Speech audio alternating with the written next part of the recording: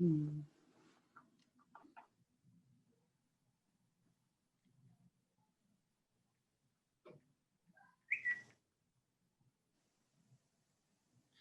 thought we were just putting the written materials,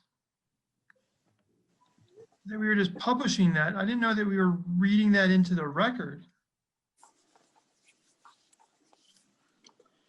That would be I think fantastic. That's his question, Matt, is it Yeah. necessary to read that Yeah. into the record? Okay. Has it been added to the agenda materials?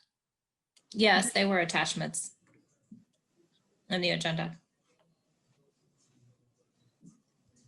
Well, then my script says I need to read them.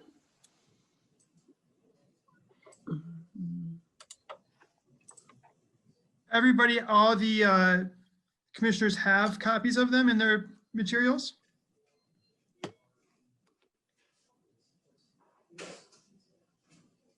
If it was within the 303 pages, I don't know.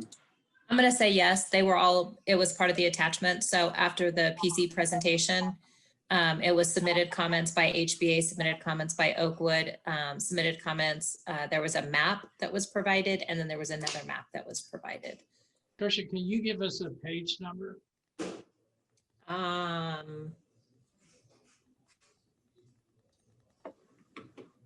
Eventually. I would have to pull the packet up. I'm just looking at the agenda right now. So give me a moment.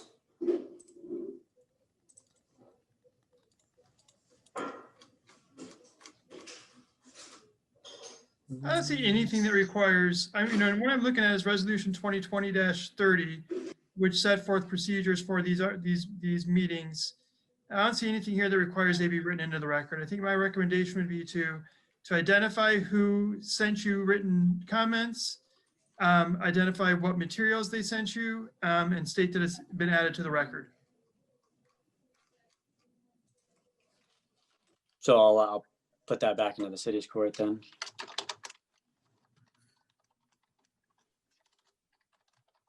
I'm feeling a little uncomfortable about that procedure, that we haven't had a chance to evaluate that right now. Well, We're gonna throw that in there like that, and there it is. So if that's why I asked if it was in the record. If you have the written comments that have been provided to you, just like you'll receive oral comments today during the hearing, you have it in front of you. So,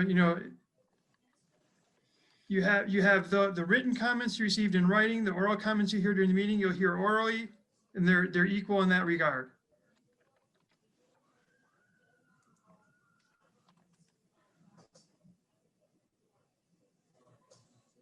So I'm assuming, Matt, then I would So turn that over here's- back to you, Tricia, right? Or someone to say, hey, when we get to the written comment portion, for you to acknowledge that. Let me do this. Let me send the,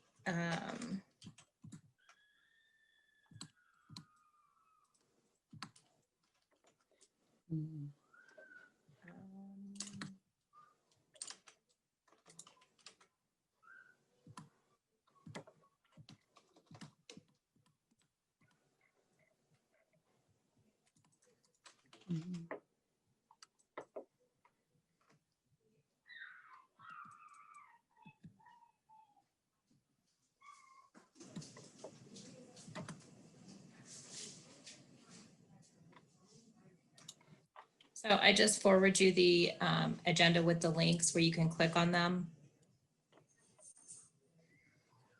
And it says on the agenda who they're from. The first one's HBA of Metro Denver.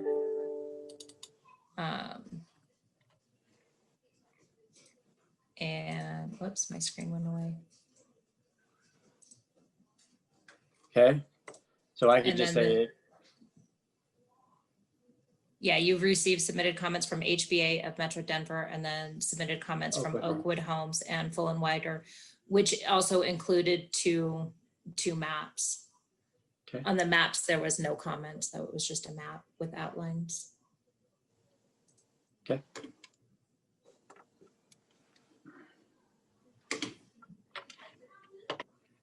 Okay.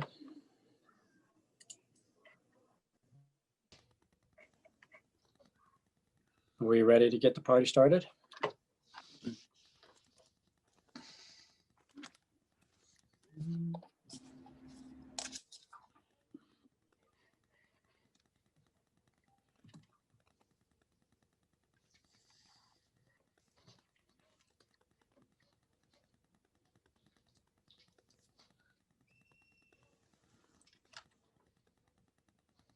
We are ready, Alexa? Steve? We are ready. We're ready. Okay. Welcome, everyone. We'll now call the Planning Commission to order. Alexa, will you please perform a roll call? Yes. Chairman Popiel, Present? Vice Chairman Amador, Present. Commissioner Kamak, Here. Commissioner Ingram, Present. and Commissioner Yost. I'm here. Thank you. Welcome to all the commissioners. Thank you for joining us tonight. Also like to introduce members of staff present with us tonight. Jason Rogers, Community Development Director, Matt Hayter, Deputy City Attorney, Steve Timms, Planning Manager, Jenny Axmaker, Principal Planner, Dominic Martellini, Planner, Jamie Rice, Planner, Tricia Mason, Community Development Manager, Alexa Olam, Administrative Specialist, Matt Sura, Special City Counsel for Oil and Gas, and our alternate member tonight that's joining us as well as Steve Douglas. Thank you all as well for joining us.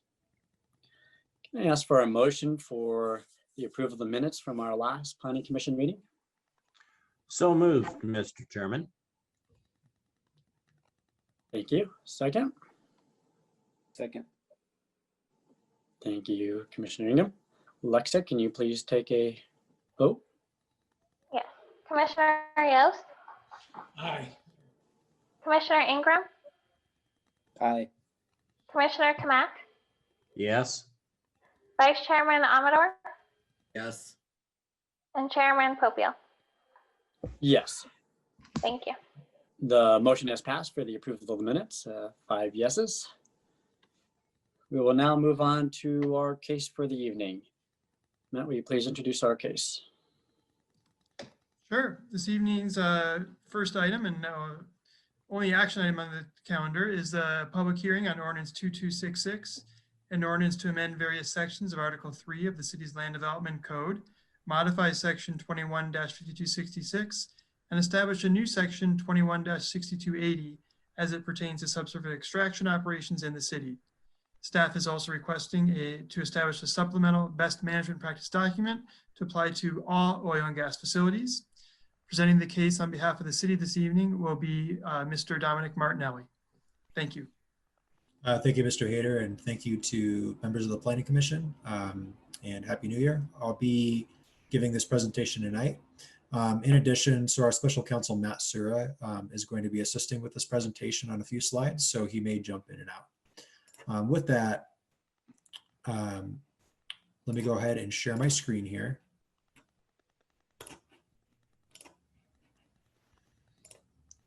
Let me know if everyone can see the slides. All right. So this is consideration of ordinance 2266. So this is not a new case. You all had the opportunity to review this back in 2019. There has been a significant amount of history regarding oil and gas regulations in Commerce City that we do want to touch on and provide some background on how we got to this point. So the first step is in 2009, the city regulated oil and gas activity for the first time. 2012 is when the first major updates were made to the LDC oil and gas regulations that include some zoning regulations and establishment of oil and gas operations as an allowed use. In November 2018, there were minor updates to the land development code that were incorporated, mostly for the contemplation of a regional operator agreement. On April 8th, an initial study session was held with members of City Council at the time regarding the impacts that the recently passed Senate Bill 181 could have on local land use regulations regarding oil and gas. On April 16th, that bill was signed by Governor Polis, and was one of the most comprehensive Senate bills as it relates to oil and gas regulation. And we'll get into a little bit later on what that bill had in terms of impacts on how oil and gas is regulated in the state of Colorado. On April 24th through June 26th, the City Council voted to establish an oil and gas focus group that ultimately consisted of 9 members that are all residents of Commerce City, and included representatives from the industry. For folks that worked in the industry, it included other constituents and other residents, and a wide variety and diverse background of members that were included on that focus group. And this group was convened by City Council to inform staff on potential rulemaking changes and updates that could be made in conjunction with Senate Bill 181. So there were about 7 meetings that occurred between that April 24th to June 26th timeframe, and then some additional meetings after that. So there has been this group that's provided feedback and input to city staff on the development of these regulations. Additionally, in June 2019, there were stakeholder meetings regarding an oil and gas transportation impact fee, which was adopted later on in the year. And in July of 2019, staff began amending the process of drafting regulations in response to Senate Bill 181. On August 5th, the oil and gas impact fee that was previously described was adopted. 2 study sessions were held on September and October in 2019 with City Council to discuss some of those changes, and ultimately what would be brought forward to City Council. On October 30th, the Planning Commission reviewed the regulations and voted 5-0 to recommend approval to City Council on the original ordinance. On November 4th, the ordinance was continued by City Council due to a few issues that were raised at the public hearing. So following that, we'll get into a little bit more discussion on what those issues were, how they were addressed with stakeholder engagement, and some of the changes that ultimately ended up being made to the draft based on the feedback that was received. So that progress occurred between January and May. There was an additional study session with City Council on February 10th to discuss some of the progress on those issues and what was being raised. Additionally, there was a public comment period that was open from March 10th to May 31st that solicited additional public comment and feedback on the proposed regulations. On May 7th, there was a town meeting that was held on the draft ordinance. And on June 8th, there was a an additional study session that was held with City Council to discuss what comments were received during that 2-month public comment period, and then what changes the city staff had proposed in response based on the public comment and input received. And then there were 2 additional study sessions on June 22nd and July 21st to discuss those changes a little bit more in detail, and then consider some additional changes that members of council wanted to see incorporated into the draft. On July 27th, staff received additional direction from City Council to incorporate a revised reverse setback value of 1,000 feet after a discussion and presentation from staff about some of the implications and components of that regulation. And then on October 19th, City Council provided additional guidance to city staff on financial assurances included within Article 5. And we'll touch a little bit on what those changes were. And I'm going to go ahead and pass it off to Matt Sura to talk about the mission change rulemaking, as he is someone that has had a significant amount of participation in helping with the shaping of that rulemaking. Great, thank you. As was mentioned, Senate Bill 19181 gave local governments greater authority over the siting and regulation of oil and gas surface operations. It also changed the mission of the Colorado Oil and Gas Conservation Commission. Prior to Senate Bill 181, the mission was to foster or promote the oil and gas industry and to protect public health, safety, and welfare, but only after taking cost effectiveness into consideration. That all changed. The new mission no longer requires the commission to promote the oil and gas industry, and it just simply requires them to protect public health, safety, and welfare without consideration of cost effectiveness. After nearly a year of work, the Colorado Gas Conservation Commission passed the mission change rulemakings, more or less completely rewriting Colorado Oil and Gas Conservation Commission rules. They were passed November 23rd and will take effect January 15th, 10 days from now. A change that has received a lot of attention is the increased setbacks from homes and schools. There's a hard setback of 2,000 feet from schools and childcare centers, and a rather soft setback of 2,000 feet from homes, which can be waived or exempted if there are substantially equivalent protections put in place by the oil and gas industry. I think as important as that setback requirement is the requirement that the industry evaluate all alternative locations. They have to consider every location that would allow them to access the minerals that they're targeting, and choose the one that is most protective. The affected person standing is also a big change that deserves attention. Previously, all oil and gas development was administratively approved, and impacted persons really didn't have an opportunity to request a hearing or to participate in that rulemaking or that decision making. Now, people within 2,000 feet have automatic standing to request a hearing and can participate in a hearing if they prove that they have standing. If they are aggrieved or adversely impacted, they can participate in that public hearing before the Colorado Gas Conservation Commission. Finally, there's public water supply protections that give towns, municipalities like Commerce City much greater protection in that there are now going to be 1,000-foot setbacks from public water supplies, both surface water, and now for the first time they're protecting shallow groundwater wells, like the groundwater wells that supply Commerce City's water. There are now 1,000-foot setbacks from those, and there's also a prohibition of certain chemicals, of use of certain chemicals in those areas to prevent any contamination. And thank you, Matt. I'll go ahead and continue on. So just as a refresher on some of the objectives of this code update that were ultimately funded or developed through consultation with City Council, with city staff, with the various groups of stakeholders that were engaged in this process.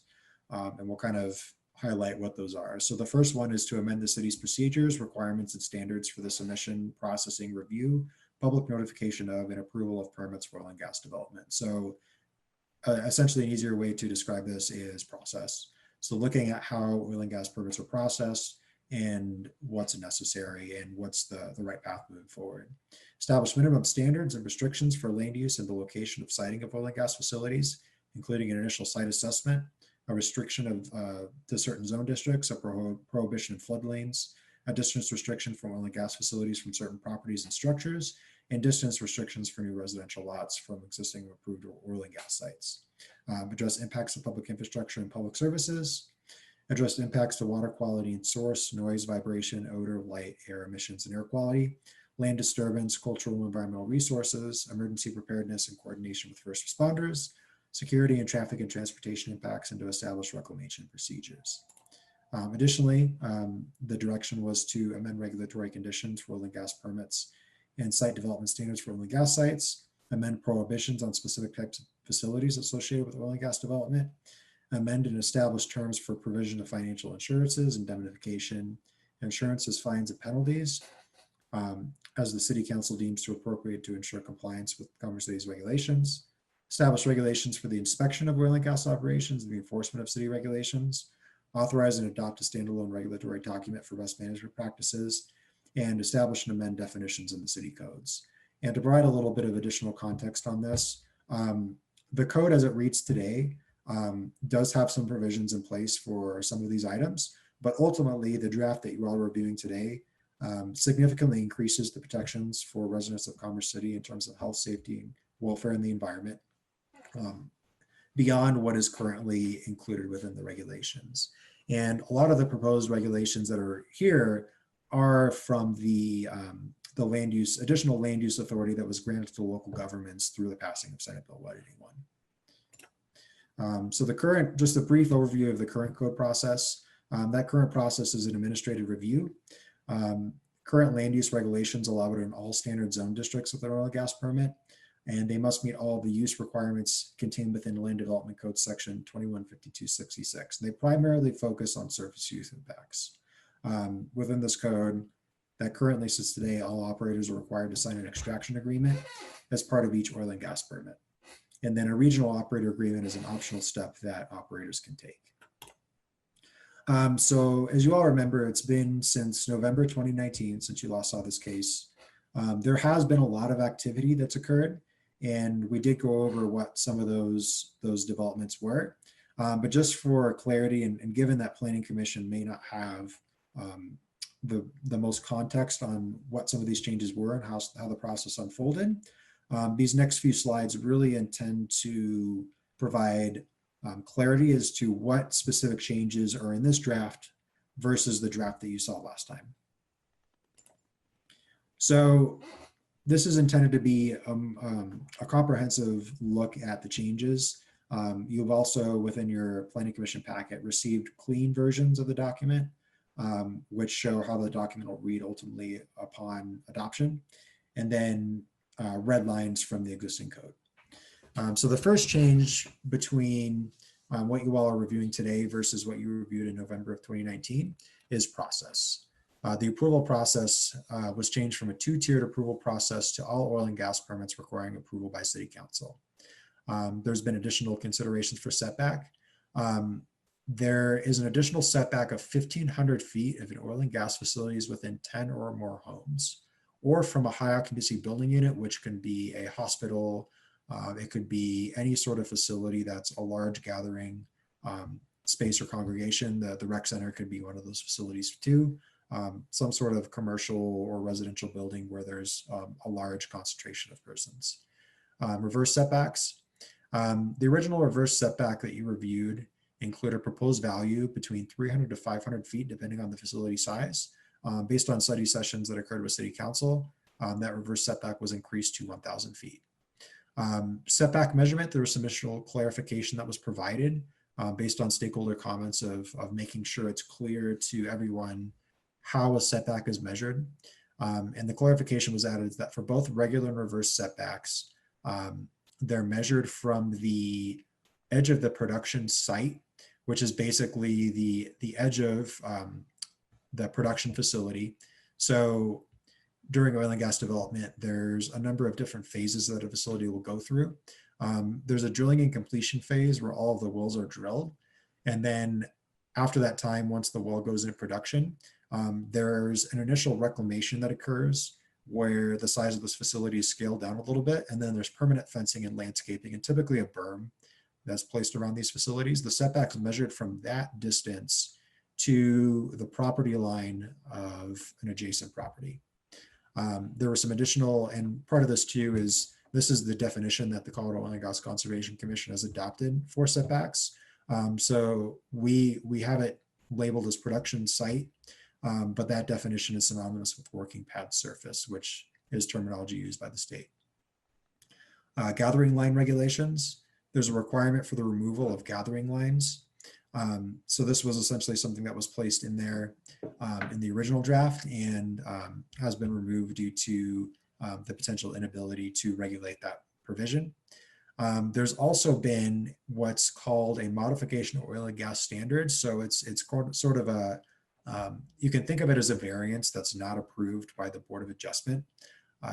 So within this draft, there's a proposed 20% reduction from either the setback requirement or the reverse setback requirement that would be ultimately reviewed by Planning Commission and approved by City Council if they so choose.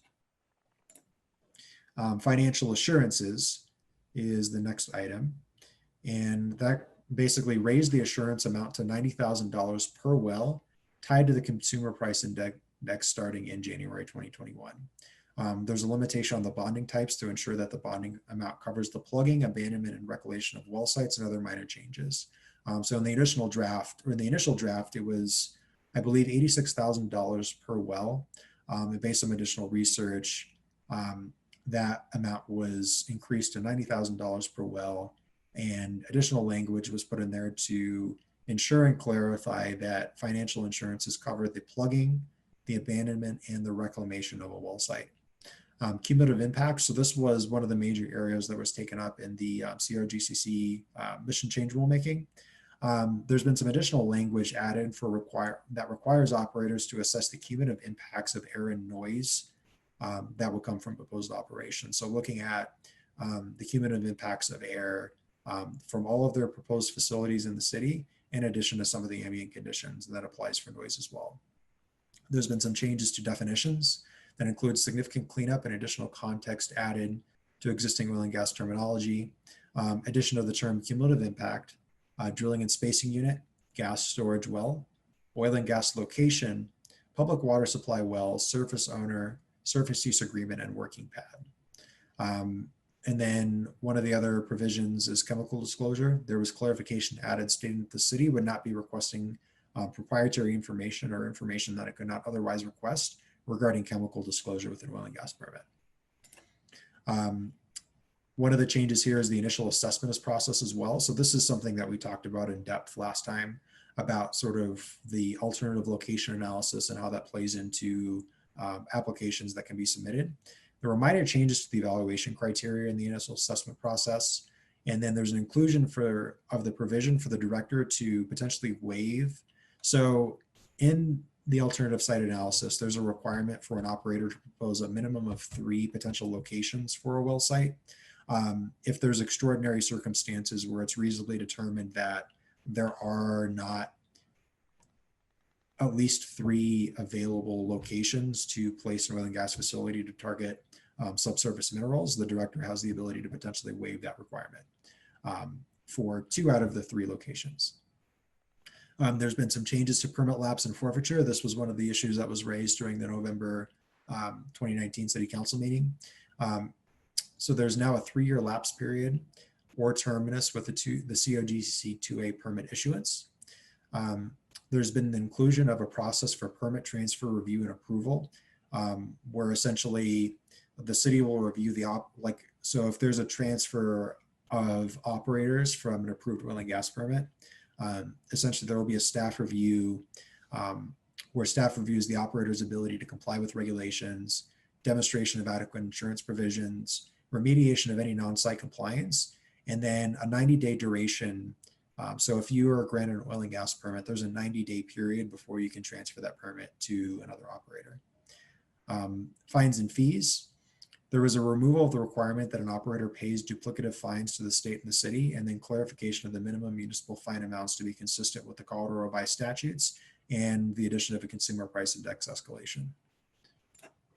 And then this is the final slide on the overview of changes.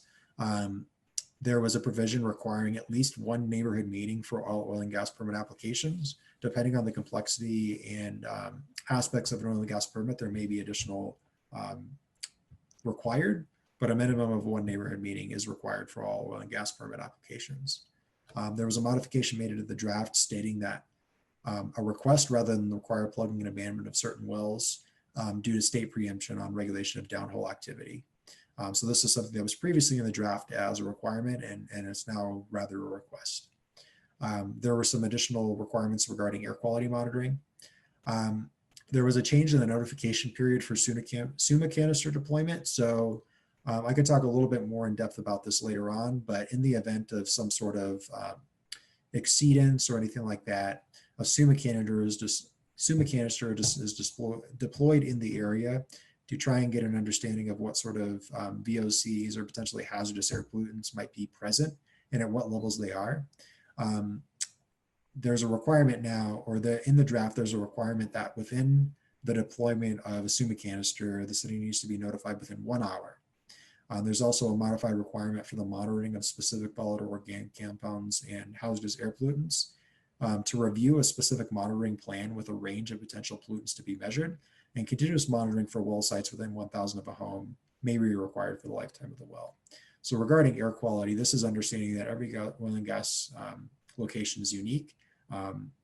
Adjacent residences and members of the community may have specific monitoring needs and items that are appropriate and necessary to be monitored. So this change was to incorporate additional review of a monitoring plan to ensure that the provisions accurately reflect the conditions surrounding the well site. So this is going to be, we're going to go by article here, looking at the overall proposed regulation. So this is looking essentially at the clean draft within Article 3, and then all the other articles will go through it. What changes are being made from the existing land development code to the proposed draft that you're reviewing today. So again, the approval criteria, there's significant reworking. All oil and gas permits will be proposed to have Planning Commission and City Council approval. There's highly similar approval language. So when you all review a case via Planning Commission, we typically provide how it complies with the approval criteria to help inform your recommendation. For oil and gas permits, this has been changed to conditional use. It's basically the same language that you would see for a conditional use permit. And then there's specific language added on reducing impacts on health, safety, general welfare, and the environment. Lapse and forfeiture. As we discussed, there's a 3-year general term that maintains alignment with the term of the COGCC 2A permit to drill and complete all wells. If all wells are not drilled, the operator must either amend the permit or forfeit the right to drill any wells that have not been drilled up at that point. If there is a scenario where that happens, there is the option for a one-time administrative extension of up to 1 year to allow additional time for drilling of wells, depending on existing conditions and what's surrounding. Assignment of permits. There's a provision that restricts the assignments of permits by requiring the consent of the director and establishes approval criteria in a report to the City Council. So the initial assessment process, there's a requirement for a mandatory initial assessment process prior to the submittal of an actual oil and gas permit, where an alternative site analysis is required. And basically what happens is an operator will submit a minimum of 3 locations for review, and then staff would do a proximity analysis and assessment from a number of criteria, including platting in existing residential homes, schools, parks, recreation facilities, streams, future land use, facilities defined as a high occupancy building unit, assisted living facilities, public water supply wells, reservoirs, and areas unsuitable for development. Staff would then inform the applicant which sites are eligible to be applied for, and then the applicant is eligible to apply only for those sites. If a proposed location is at least 2,000 feet from all of those criteria that I described, a full analysis would not be required. The city does currently have a requirement for an alternative location analysis, but there are not review standards or any criteria. So it's essentially a process that has no guidelines as to how to conduct that review. Additionally, there's the proposed quasi-judicial review, which we talked about. Everything is approved by Planning Commission, City Council. Currently, everything is administrative review, unless there's a PUD in place that requires a conditional use permit. So that's currently in place for Reunion. So if there's an oil and gas facility proposed in Reunion, they would need to get a conditional use permit. So changes within Article 5. There's significant modification to the permit submittal requirements and plans that operators need to prepare. So there's a pretty significant addition of information that will be submitted with an oil and gas permit in the future. And this is all generally based off of the regional operator agreement and what was required from Extraction Oil and Gas and their permit submittals. The third-party technical review, operators are required to cover costs associated with the third-party review of oil and gas land use applications. There's a prohibition on development within a 100-year floodplain. There's additional visual mitigation, fencing, landscaping, lighting, and sign standards. And then the modifications to the oil and gas standards provision that we talked about is included within Article 5. There's a number of environmental standards that are included as well, including minor changes to wildlife mitigation plan requirements, the requirement of a waste management plan, sanitary regulations, and stormwater management requirements. Noise standards, there's a maximum decibel level of 55 decibels or 4 decibels over the baseline sound conditions, which is identified through a sound study. We'll be discussing this a little bit in some recommended changes that staff wants City Council and the Planning Commission to consider. But based on the COGCC rulemaking, there's an additional consideration to potentially update the C-scale noise limit of 60 decibels to reflect new COGCC Rule 423B. There's additionally the requirement for a traffic study. a prohibition on gas storage wells in addition to a number of previously prohibited practices. Inspections, there's new language within this requiring the operator to require or is required to reimburse the city for all necessary inspection costs, and then added authority to inspect facilities at any time without prior notice. So there's been some additional addition of air quality monitoring requirements. So as the clean draft reads today, operators would be required to do baseline sampling over a 90-day period to establish baseline conditions in the facility. Conduct continuous sampling during the drilling and completions, continuous monitoring for the first 3 years of production, and there may be the requirement for lifetime continuous monitoring if a well is within 1,000 feet. And then there's additionally requirements for real-time reporting of air quality data to the city, the requirement the operator reimburse the city for in the event of an air quality event or emergency, the assessment of cumulative air quality impacts associated with the proposed development, and then additional sampling or monitoring following certain events. None of these provisions exist within the current code.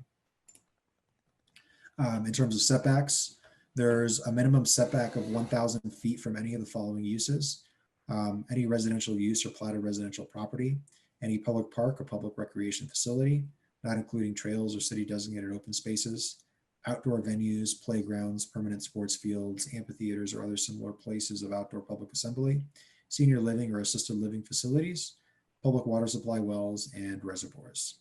And then there's a minimum 1,500-foot setback from 10 or more existing residential or platted residential properties, and then any building classified as a high occupancy building unit. So just an analysis here. This map shows what those setbacks could look like in terms of areas that would be prohibited from development based on setback regulations. Just for context, the yellow squares and shapes basically show the pad sites for the extraction oil and gas permits. Just so you all know, that the Harlow and Jacobson pad sites that are shown here have been withdrawn due to inactivity. Antelope has not officially submitted for an oil and gas permit with the city. But you can see here then there's this dotted line which shows the 1,500-foot setback that would come into place in the event that there's 10 or more homes from an oil and gas facility. And then in addition to this, the city also generated a map, those setbacks plus the existing 500-foot setback of the state. So as Matt Sura talked about, there's a 500-foot hard setback and then a 2,000-foot soft setback from homes. This shows this plus the 500-foot soft setback. Oh, I'm sorry, hard setback. Additionally, the city has modified the land use table to allow oil and gas facilities only within industrial zone districts and agricultural properties that are over 10 acres in size. PUDs that specifically allow for oil and gas facilities remain unchanged. And then there would be a prohibition in all commercial, residential, and public zone districts.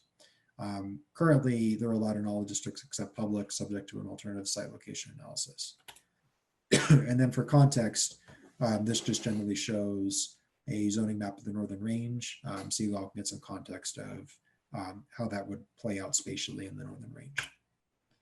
In addition to Article 6, there's the provision in the clean draft for a new reverse setback, prohibiting the platting of new residential lots within 1,000 feet of existing well sites, where all wells have not been plugged and abandoned, and then a 50-foot setback at the time that a well is plugged and abandoned. The previous staff recommendation was 300 feet to 500 feet, depending on the facility size. There's some additional platting requirements requiring that denoting the location of flow lines, easements, any surface use agreements, and then the location of any plugged and abandoned wells are included within subdivisions. So this is generally best practice that's conducted by the city now, but this essentially codifies this requirement to ensure public safety moving forward and making sure that everyone understands where existing and potentially abandoned oil and gas infrastructure exists. So just to provide a little bit of context on the reverse setback, this is an analysis that shows from the proposed oil and gas facilities and then any single vertical wells that have not been plugged and abandoned according to COGCC standards, what the setbacks would look like under what was staff's previous recommendation, and then versus city council's recommendation, and ultimately what is in the current draft. The residential impacted by the reverse setback is shown here in red. Article 11 in definitions, there have been a definition section that has been aimed to include a variety of new and specific definitions which apply to terms used in reformed oil and gas permits. I talked a little bit about what those were from the previous version. There's an update on some of the existing terms, and then removal of terms that no longer are specifically defined or have a reference in the code. Excuse me. Regarding fines, this is a modification that's being made to the revised municipal code. This allows for additional fines for oil and gas operations, a minimum fine of $500 for the first time, second time $1,000, a $2,000 fine the third time a violation occurs, and then there's a statutory limitation authorized by the Colorado Revised Statutes of $3,084.63, and there is an escalator on that tied to any increases that come within that. And then I'm going to turn it over to Matt Serra to talk a little bit about best management practices. The BMP document in your packet as Exhibit I, it serves a couple purposes. First, that there's a great number of requirements to allow, that would be necessary to allow safe and protective oil and gas development within a municipality. And second, it was recognized early on that this is a rapidly evolving industry, the oil and gas industry, and a best management practice today is not going to be a best practice next year. So for those reasons, the city staff and council decided to create a separate BMP document that would exist outside of the code, but would still have the force of law. And that way we're not cluttering up the land development code, and we're also able to make changes a little bit more quickly without having to renumber the entire code. The BMP document, as you can see here, includes air quality and water quality protections, safety and emergency response standards, reclamation standards, next slide, and noise and visual mitigation, landscaping, lighting, community outreach, and insurance requirements. It's about 26 pages, and again, it's kind of cutting edge best management practices of the industry, which we expect that will need to be changed in the next couple of years. I can take on next slide too. Do you want to give an introduction to this, Dominic, or just do you want me to? Yeah, I'll provide a brief introduction and then Sure. let you talk a little bit more. So the current draft that you're reading that you have is what the draft was essentially as of December 23rd. Given the new COGC rulemakings that are going to be finalized on January 15th, the city has had the opportunity to be a participant in that rulemaking and understand some of the regulations, and feel that the regulations are that you're reviewing today are generally consistent with the state ultimately ended up in their regulations. There are a number of provisions that the city staff is recommending to amend the ordinance to incorporate and make sure that those are included as these regulations become final. And I'll have Matt Serra talk a little bit more about what those are and why we've proposed those changes. Yeah, and just to add a little bit more color, Dominic and others from Commerce City staff were involved in the Colorado Gas Conservation Commission rulemaking changes, and ultimately affected that document for the better, providing some of the insights that Commerce City has gained over the last few years in dealing with the extraction proposal and particularly alternative location analysis. Ultimately, the Colorado Gas Conservation Commission adopted Commerce City's regulations in that case, and then others. But there were a handful of areas where the Colorado Gas Conservation Commission changes were not reflected as we would like in the draft code. And so the first is just to make sure that if we're citing a Colorado Gas Conservation Commission rule, that it's the correct site. And because, again, the entire rule book at the Colorado Gas Conservation Commission was rewritten, a lot of those citations are now inaccurate. So we want to change those. And second is, as Dominic already mentioned, the noise regulations. The noise regulations in A scale have been lowered, particularly when they're near residential areas. But the C scale is really the big change that we want to incorporate. C scale is that low kind of vibration noise that you can hear in long distances and can be really aggravating to neighbors. And we'd like to incorporate the state requirement there to deal with that potential nuisance. The Colorado Gas Conservation Commission is requiring a fluid leak detection plan and a community outreach plan. We've got some of those elements in there, but we'd like to make it a little bit more specific. And then we're proposing to change the setback from schools and childcare centers to 2,000 feet to reflect the hard setback that the Colorado Gas Conservation Commission has for those locations. All right, and thank you, Matt. I'll go ahead and sort of close out this presentation here. The Development Review Team recommends that the Planning Commission recommend approval, including those additional recommendations that Matt Sura just described. I do want to emphasize that this has been a relatively detailed process, and there has been a lot of stakeholder engagement, consultant with the state, industry, residents, all affected parties to try and develop the greatest set of regulations and the most protective of public health, safety, welfare, and the environment. And they do represent a significant increase in protections compared to the existing code. And then with that, staff is available to answer any questions that the Planning Commission may have. Thank you, Dominic and Matt, for the presentations. Okay. Questions from the commissioners? I know, Andrew, you had your hand raised first. Would you like to start? Yeah, thank you, Chairman, and thank you, staff, for the presentation. A couple of items here. If we could define our setback and reverse setback, what that means for this Planning Commission, please. Yeah, I can certainly describe that a little bit more in depth. So when we say setback versus reverse setback, a setback applies when a new facility, so a new oil and gas facility that's not already existing, is proposed within proximity of residential homes or commercial or any of those features that we described. The reverse would be when there is proposed residential development around an existing and operating well site. And then could you define, now that we have that, soft setback? So you said soft setback at 2,000 versus hard setback. So we're clear that what that means in terms of setback versus reverse setback, because it's not clear as well when you say it's a soft setback versus a hard setback. Okay, and I'll have Matt Sura explain that a little bit more in depth about how the rulemaking came into place. But one thing that I do want to make clear is the terminology hard setback versus soft setback is not used within Commerce City's proposed draft ordinance. So Matt Sura will talk a little bit more about what the state means when they say soft versus hard setback. Thanks, Dominic. And just to be crystal clear, the state has used those terms during the rulemaking. It doesn't show up in the rules themselves.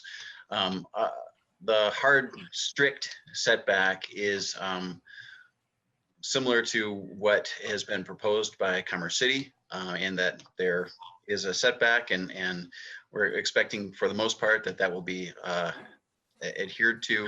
The Colorado Gas Conservation Commission has a really strict setback of 500 feet from a home, or 2,000 feet from a school, meaning that they're not really allowing many exceptions to that setback.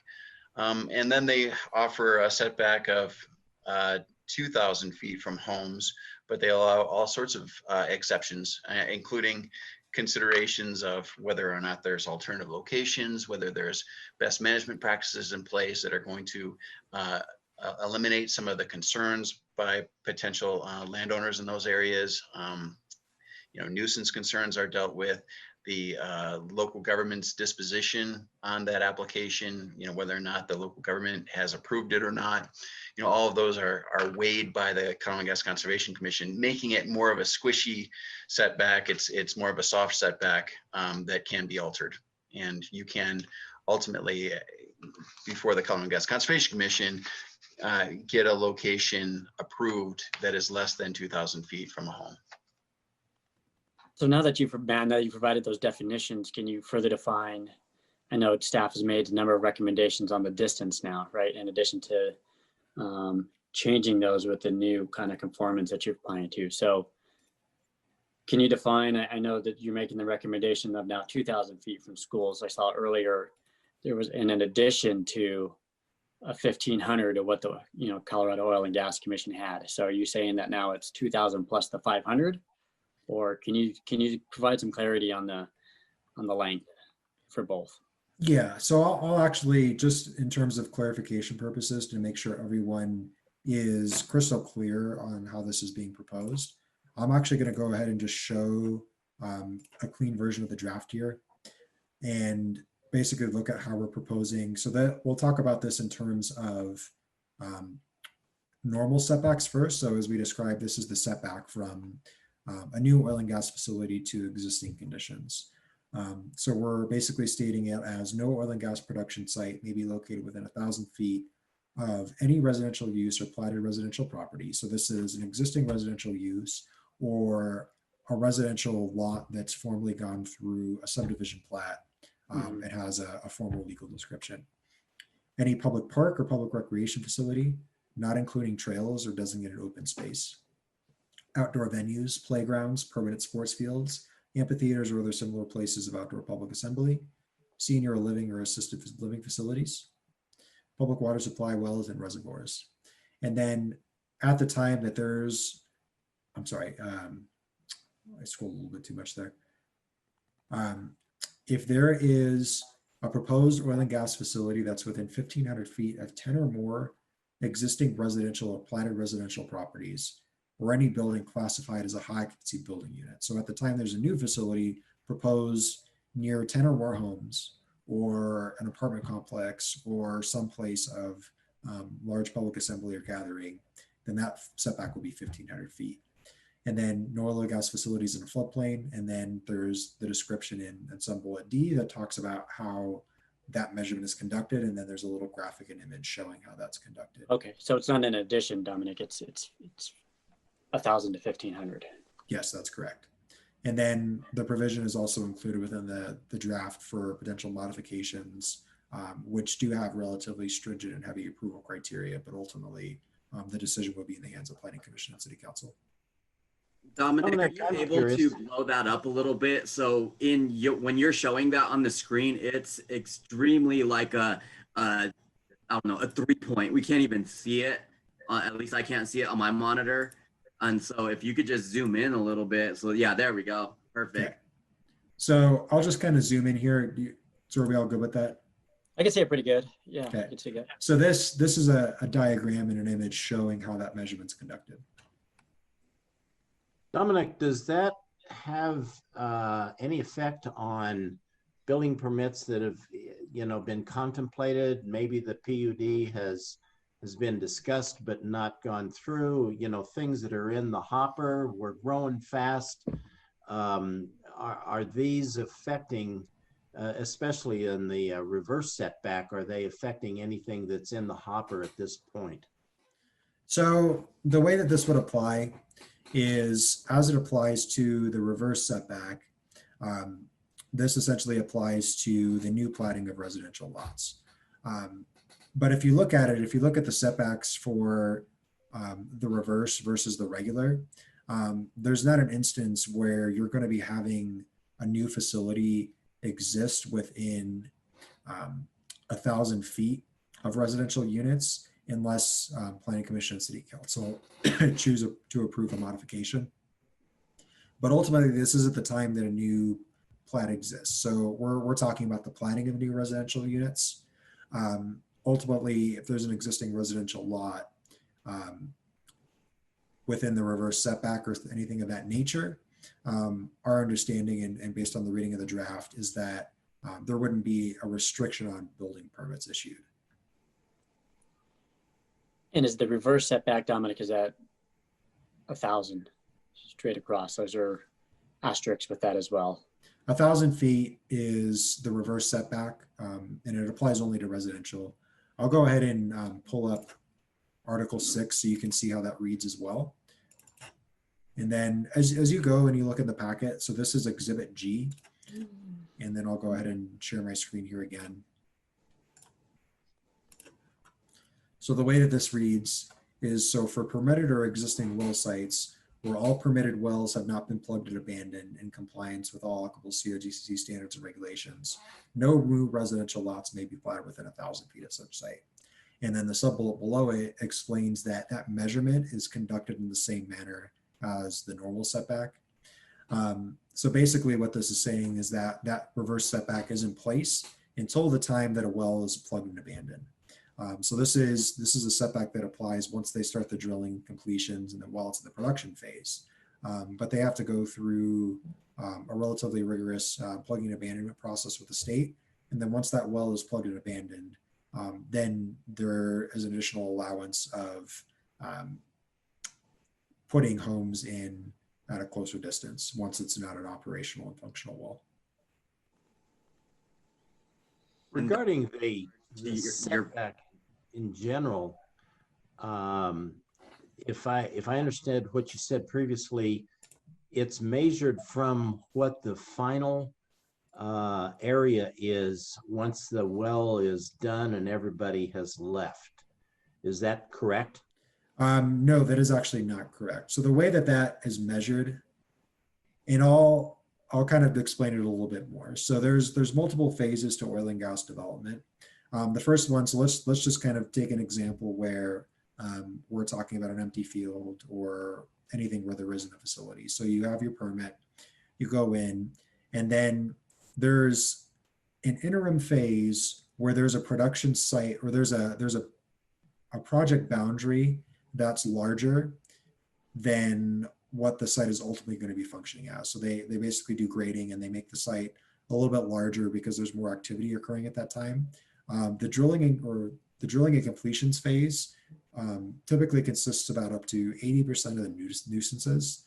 That's where you're going to have the most emissions. That's where the process of hydraulic fracturing of wells occurs. So you go and you drill the wells. There's the process of completions of the wells, hydraulic fracturing, and all of that. And then once that's conducted and these wells are producing, that site, the initial footprint of the boundary is reclaimed to a smaller footprint that typically will exist for about 20 to 25 years. So the drilling and completions phase that I discussed is maybe about 9 months to a year, depending on how different operators do different operations. But the drilling, so this is basically when these sites are relatively unmanned. There's people that go and check up on them, but there's not a lot of activity. There may be a few trucks that come in and out on an occasional basis, but they're ultimately producing the oil and gas, and they're reclaimed to a smaller footprint boundary. At the time that those wells don't become economically viable, then they are plugged and abandoned and fully reclaimed. Right. So when you're talking about a setback, where is it measured from? The larger area when they're actually drilling, or from the smaller area once it's actually producing and the actual rig has been removed? The smaller area. So that can get pretty close, because you got mud pits, you got pipe storage, you got all kinds of shelters out there, and the deck of the rig is pretty good sized, and you have to get a semi around it or close to it. So that is a pretty large difference between the smaller permanent place and the actual operation when they're doing drilling. Yes? Matt, sir, I don't know if you want to weigh in a little bit on those differences between the drilling and completion site versus the production site. My understanding is it can vary depending on a number of circumstances. Each well is unique, but it's not, I wouldn't say, a drastic difference. It, You ever it been could, to a well site? it could certainly be, a difference of, a number of 100 to 200 feet. Right. But recognizing that current Colorado Oil and Gas Conservation Commission regulations and our own regulations are have that measurement at the wellhead itself or an oil and gas facility, such as a tank, a permanent production facility. So by increasing it to the production site, we are actually, bringing that setback out considerable distance than it had been in the past. And one other thing to note as part of that as well is, given that this is a restriction on the platting of new residential lots from an existing facility, there is essentially an understanding, because the well will be present and put in place, that there is a facility and that someone will be buying a home within proximity of a well site. So it's a different scenario versus a new facility being placed where there's existing homes. So that measurement, I think, also kind of comes into play. And for the reasons Matt mentioned, and to be consistent with the state, the production site measurement is the one that's proposed here. Gotcha. One other question in the packet that we got, it talked about the fact that there's hazardous materials on the wildlife preserves. I'm just curious, can they drill on the wildlife preserves, or if not, has anybody ever talked to the feds about, using that space, because that's close enough that it could be an alternative site in some cases?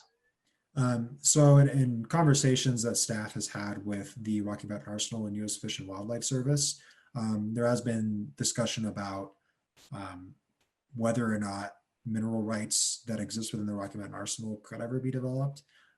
Our understanding is that once lateral wells and mineral rights are pursued under the arsenal, that would trigger federal action, which require an environmental impact statement and a detailed review that occurs at the federal level for that type.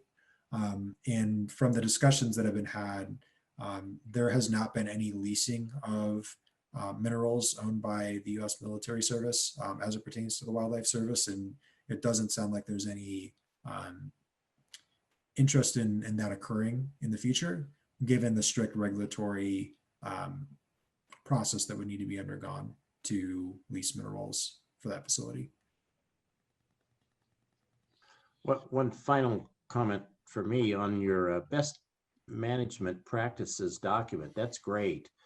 Have you considered recommending a committee to monitor that, both the changes that come along as this process and this environment changes, as well as looking at the fine details and making recommendations to the planning department and us and the city council? It seems like and God bless you, man, you've done a tremendous amount of work on this and you're an expert. But if the train runs over you, our city could be in trouble. Well, and it seems to me that what you had is the third-party technical review or something somewhat similar that brings people that know and understand the pros and the cons, might help you guys out and help us understand it as well. So I'll provide a little bit of color and background, and hopefully there's nothing precarious that happens to me in the future. But I would say the way that this works, and kind of just to explain my role a little bit as well. So in addition to my staff role, there is what's called the Local Government Designee Program that the Colorado Oil and Gas Conservation Commission has with local governments. So my position and role is designated as a local government designee, where we do get regular updates, and we are relatively in tune and in depth with the Colorado Oil and Gas Conservation Commission and the rulemakings that are occurring. We are understanding and listening and hearing about updates that are occurring with the industry. There has been, in addition to a number of other environmental efforts that are being pursued by community development, there is essentially being more in tune in understanding of what's going on with the Colorado Oil and Gas Conservation Commission, the Air Pollution Control Division, and other state regulatory agencies, how they would impact oil and gas development, and some of the new innovations and technologies that are occurring in the space. As part of that too, Matt Sura, Oil and Gas Special Counsel, has this and has been working on a lot of these issues as well, and has provided valuable insight to the city. In terms of some sort of like additional commission, I won't be able to speak on that, and I can have Matt Hader weigh in if he wishes to on that.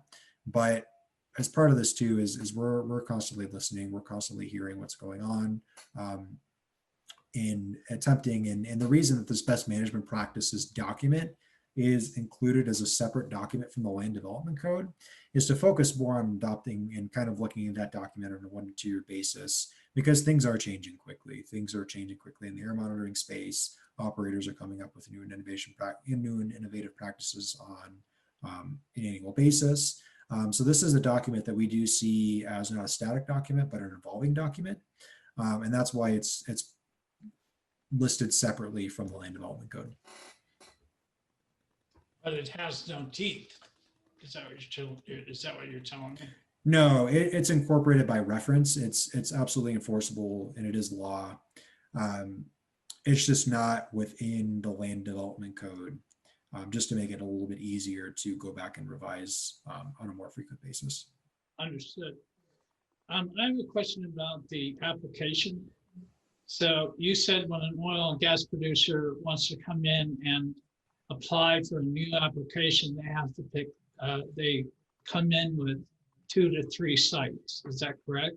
A minimum of 3, unless there's an extraordinary circumstance where you couldn't reasonably place 3 facilities or evaluate 3 facilities to access the targeted mineral rights that the operator holds.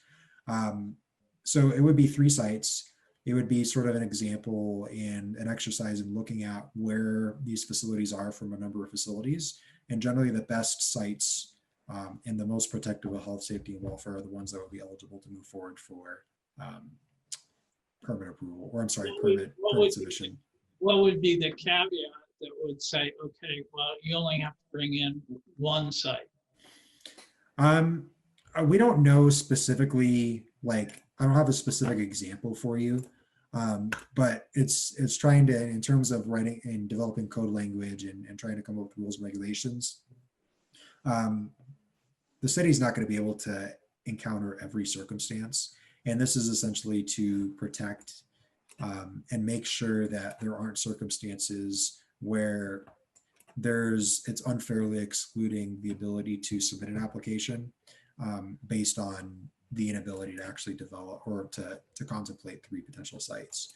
So there may be geographical constraints, there might be a river, there might be adjacent development, there might be a number of things that might prohibit feasibly considering 3 sites, but the city staff believes, and why that 3 is incorporated, this is also a provision within Adams County's regulations of trying to evaluate at least 3 sites and making sure that there is a review that's conducted on siting. And then the city would make that decision, correct? Yeah, that would be a decision that's made by the Director of Community Development as to whether or not to waive the requirement for 2 additional sites. No more questions. Dominic, I have one other thought here. How does this work in terms of the area that we have not yet incorporated? And I'm thinking of all the land that's north of the airport that someday will be annexed in within Commerce City boundaries. But what if somebody wants to start, poking holes in that area, and it's close to, 2 or 3 houses and things like that? How does that work? So at the time that new land is annexed into Commerce City, and you're absolutely right that we do have a big amount of growing to do. Our comprehensive plan calls out the city to be about 180,000 at full build out within our growth boundary that's defined by the intergovernmental agreement. The way that works is at the time that new land is annexed, the new regulations apply to that land. It basically, you may have an existing oil and gas facility that's in place, or you might be contemplating developing a new oil and gas facility in a newly annexed area, and you would have to comply with new regulations at the time that you propose a new facility in newly annexed land. Setback requirements would apply, all of that, at the time that a new facility is proposed on new land as we annex in the future. So if somebody wanted to drill a well up there now, they would go through Adams County, is that correct? Yes, that's correct. And there are a number of active applications. And I can't speak exactly to the activity at the moment, but there have been some that have been proposed and ultimately not developed. And there is definitely exploration of oil and gas activity in Adams County. I know we're getting ready to do a comprehensive plan review. Has there been any, even just, dreams and thoughts put into roads and types of development in that land north of the airport at this point? So I can talk, we're in the process of beginning our comprehensive plan update. There's the Citizens Advisory Committee has been established. I might not be the best to talk about exactly where we're at with that, but I understand that that process is ongoing. Dominic, can you bring up the reverse setback diagram that you showed earlier? Yes, I'll give you a few minutes. Sorry, a couple. no worries here. And this is going to apply. Go ahead, Jordan. I was gonna say, while you bring that up, you've been saying that the reverse setback, goes with a well that's in production. Would it also follow a permitted and approved well before it's drilled and then put in production? So one thing that I do want to clarify, so this is both a setback and a reverse setback diagram. So the measurements conducted exactly the same. So this measurement shows both scenarios. In Jordan, answer your question about whether or not it would apply. So basically, are you talking about in the instance where there's a permitted oil and gas permit, like basically where you've permitted an oil and gas facility and then there's new residential that's proposed? Yep. Yeah, correct. I think the one that John was talking about is the one with the circles. Yeah, the Because in bubbles. the area that's to the, the east of E470 where there's not a lot of development, but there's, like say extractions looking to drill, if they got a permit approved, would any new development that's coming in before that actually gets drilled have to conform to the reverse setback? So the way that we have that language written, it states for permitted or existing well sites. So at the time that an oil and gas facility is permitted and there's new residential development that's proposed, if it's permitted, the reverse setback applies. Okay. And that's what I was talking about, Dominic, the bubbled diagram that you put together. I mean, it seems like we already had with some of those existing wells some potential conflict, right, with a 1,000-foot reverse setback. So for Yes. by adopting that, what does those cause those properties and those landowners to do? So going back on that, I'll just kind of pull up the map again so we can talk about it a little bit more in depth. Looked like there was One one second. in that. Didn't we have Northeast that corner. discussion for that building permit or the PUD conversation several months ago on the east of 470, Jonathan? Mm-hmm. That Dennis, yeah, that's kind of the one that I was thinking. It looked like, where Dominic was showing it was pretty quick, but I remember looking at that. There was some. So just to provide clarification, the one on E470, this application, the Condor well site, was actually an incomplete application and is not being reviewed by the city. Just to provide clarification on that, but we did provide it just for kind of context of what potential impacts might be in the event that such a site is developed in the future. But so we've got multiple colors on this map. The first color is the blue, which is basically the impacted area from a reverse setback. Yellow is basically existing residential lots. So these are lots that have already been platted. These conditions, so the small little black circles show existing well sites. So these are plugged into being well sites. Obviously, our rules can't be retroactive to existing conditions. So some of these wouldn't be impacted, but the green represents areas that are designated as future residential land uses in the city. And those areas, so basically where there's like a green and a red overlap are some areas that there might be potential conflict. Yeah, and the one that was concerning was down off 96, right? Kind of closer, it looks like. Okay. Dominic. That's a great map. Could you keep that map up right there? Sure. So in that map, the page before, so if I'm clear, anything that is red is a potential conflict, correct? Because it hasn't been platted yet. Yes, that's mostly correct. Basically, so where there's this interface between yellow and red, that's just to show you that it overlaps, but it's not impacted by these regulations. Anywhere that you can see it's like green and then it becomes red is where that's impacted. So mostly down along 96th, and then there's some areas up along 112th Avenue, and then areas that just generally haven't been developed as residential yet. Right. Can you go to the map before this? So this one shows the 1,000-foot setback as opposed to the 300 to 500 map that's sitting Yes. there. So for clarity, and I really need to talk broad strokes of what this map and the impact is for the Planning Commission about 1,000-foot setback and or reverse setback. And where I'm really concerned that in a previous life on city council, we talked significantly about commercial development and sit down restaurants and the impact of economic development. With that being said, we know that the rooftops drive the commercial development. And the difference between the map that we're looking at here, and correct me if I'm wrong, and the map that we're looking at next on that previous map there is significant from a development standpoint. And so when I look at that, I mean, these look like, little blips, but they're actually really significant in terms of the impact to economic development that would happen in the Northern Range.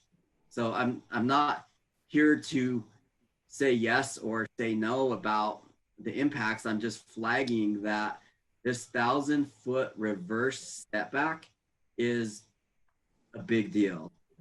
With that being said, has staff done a map to show, I'm going to call it, I mean, this kind of does it right here, the future residential of what that impact really is to the master developer later on down the road. So in a previous life, again, the city council said, hey, you know what? We're going to change master developers. Are there any agreements that are in place that would be impacted by this 1,000-foot reverse setback and exposure to the city? So, and to go a little bit further to what he was saying, and I'm not sure if you were in that meeting or not, Andrew, but the development that is between 96 and 104th and to the east of 470, that was a significant discussion point. And, the way this map is drawn, it appears that he loses a bunch of rooftops versus what he presented to us months ago as their plan. Am I saying that correctly, Jonathan? Yes, I think along with the one that's along 96th, in between Chambers and Highway 2 there, that's a large rooftop. Sorry. So to kind of answer, and I think there's some kind of statements in there that I might not be able to respond to directly, but I will say that when we did have this study session with City Council, staff did have the opportunity to assess some of the differences and impacts of the 1,000-foot versus the tiered setback standard. And give me 1 second here as I sort of pull it up. But I believe we did a acreage comparison of the actual impact of future residential. And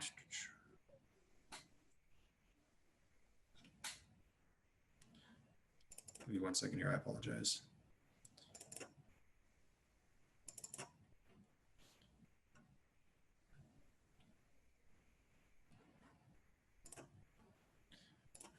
pulling that up now.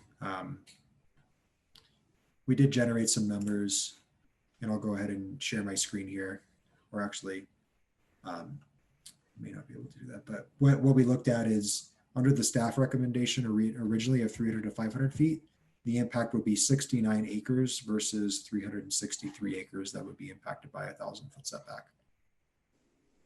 Well, that's for the city as a whole. You know, if that area that I was talking about, that's 15%, 20% of that developers, and I forget who the developer is, but that's a significant part of his portfolio. You know, he's not going to be real happy about that, regardless of whether it's big or small for the city. And I would agree with that statement. A little more, you know, the city has its own challenges with some of the drivers and the railroads and the things that are going on that are out there as negatives to a developer. But I'm thinking more in the realm of trust. We're building trust with these developers that has been developed time over time over time over time. And this map really has some significant impacts to building trust in the development of the Northern Range. I'm cautious because, like the map that was presented to the city council for marijuana at the time, was thoughtful, however incomplete. So over time, when things started to really develop in the map that was presented to the council about the marijuana regulations and setbacks, it became a lot more noticeable where you could and could not over applications that in a map that was shown very similar in this manner. And so I think there could be, and I'm speculating a little bit, so I'm cautious. I'm tiptoeing and nibbling around the edge that this map probably is more severe than we think. So I'm cautious when I say that until you get into those reverse setbacks, hence the reverse setback. I will give pause for a little bit just to kind of go down through the, if anybody else has conversation for staff. I have a couple more items that I'd like to bring up, but I want to stay on this topic of the map and the reverse setback right now. Does anybody on the commission have like further comment, or is it just me that I'm? No, Andrew. No, Andrew. Andrew, I think you bring up a very, very valid point. Especially, we are trying to work with these developers, and this whole northern section has been in cooperation with the developers, and that's one of the things that has been my superpower of this community, is to work with the developers and ensure that our city, they have a partnership with us, and we have a partnership with them. I think we're going to hear, from a number of some of these landowners and the participants that have registered to talk to tonight. So outside of this conversation, for clarity again, I didn't see it in the packet, and it's 303 pages. And Dominic, you cut out when you said there are prohibited chemicals that are in the list of chemicals that are not able to be used for the extraction process. So to provide a little bit of clarity on that, within the best management practices, there is a list of prohibited chemicals that can be used, that cannot be used during the hydraulic fracturing process. That's included. And if you can look, if you have Exhibit I within the packet, you can take a look and see what those chemicals are. It's in a table format that shows what chemicals are prohibited. Regarding the, I'm sorry, go ahead. So I'm no expert in what the chemicals in the extraction process is, okay? I did do some research on the Colorado Oil and Gas Association site, and I'm going to flip my screen there. in their it's a guide to oil and gas resources, and there are additives for the hydraulic fracture fluid process. The general comment is that 99.5% is water and sand in the hydraulic fracturing fluid process. So I guess my question first, there's additives such as diluted acid or biocide or breaker, or like, I don't even know what these agents are for the most part. It does a comparison that says, hey, these are a common use in a swimming pool, dental disinfectant, you're brushing your hair, in biscuits, those kinds of things, glass cleaner. And so within the prohibited lists, and this might be more for our oil and gas guy here that's with us, are those chemicals on the prohibited list? I guess I don't know enough about how the prohibited list was analyzed and said, oh, this is prohibited, because it's such small amounts of 0.5% that is not water and sand. Yeah, it's a great question, and I appreciate it. So these chemicals were determined by some university research at the University of Colorado Boulder in 2016 and 2017 that looked at the toxicity and how easily they're transported by water, and how long they stay in the environment without breaking down. And they identified these chemicals, a small list of 15 or so chemicals that were considered the most toxic and most dangerous to public drinking water supplies. These are so toxic that they can be dangerous in parts per billion. So you don't want to even you don't want to be anywhere near these chemicals or have them anywhere near your water quality. During the Colorado Gas Conservation Commission, Commerce City and others who have adopted this, including Adams County, have adopted that chart and prohibited those chemicals, brought that before the Colorado Gas Conservation Commission, and industry themselves actually agreed that those chemicals were dangerous enough that they were okay with prohibiting them. So they're prohibited not only in Commerce City, but throughout the state of Colorado at this point. Thank you for the clarification on how that works, and how that list was generated. Sure. I do have another question for staff.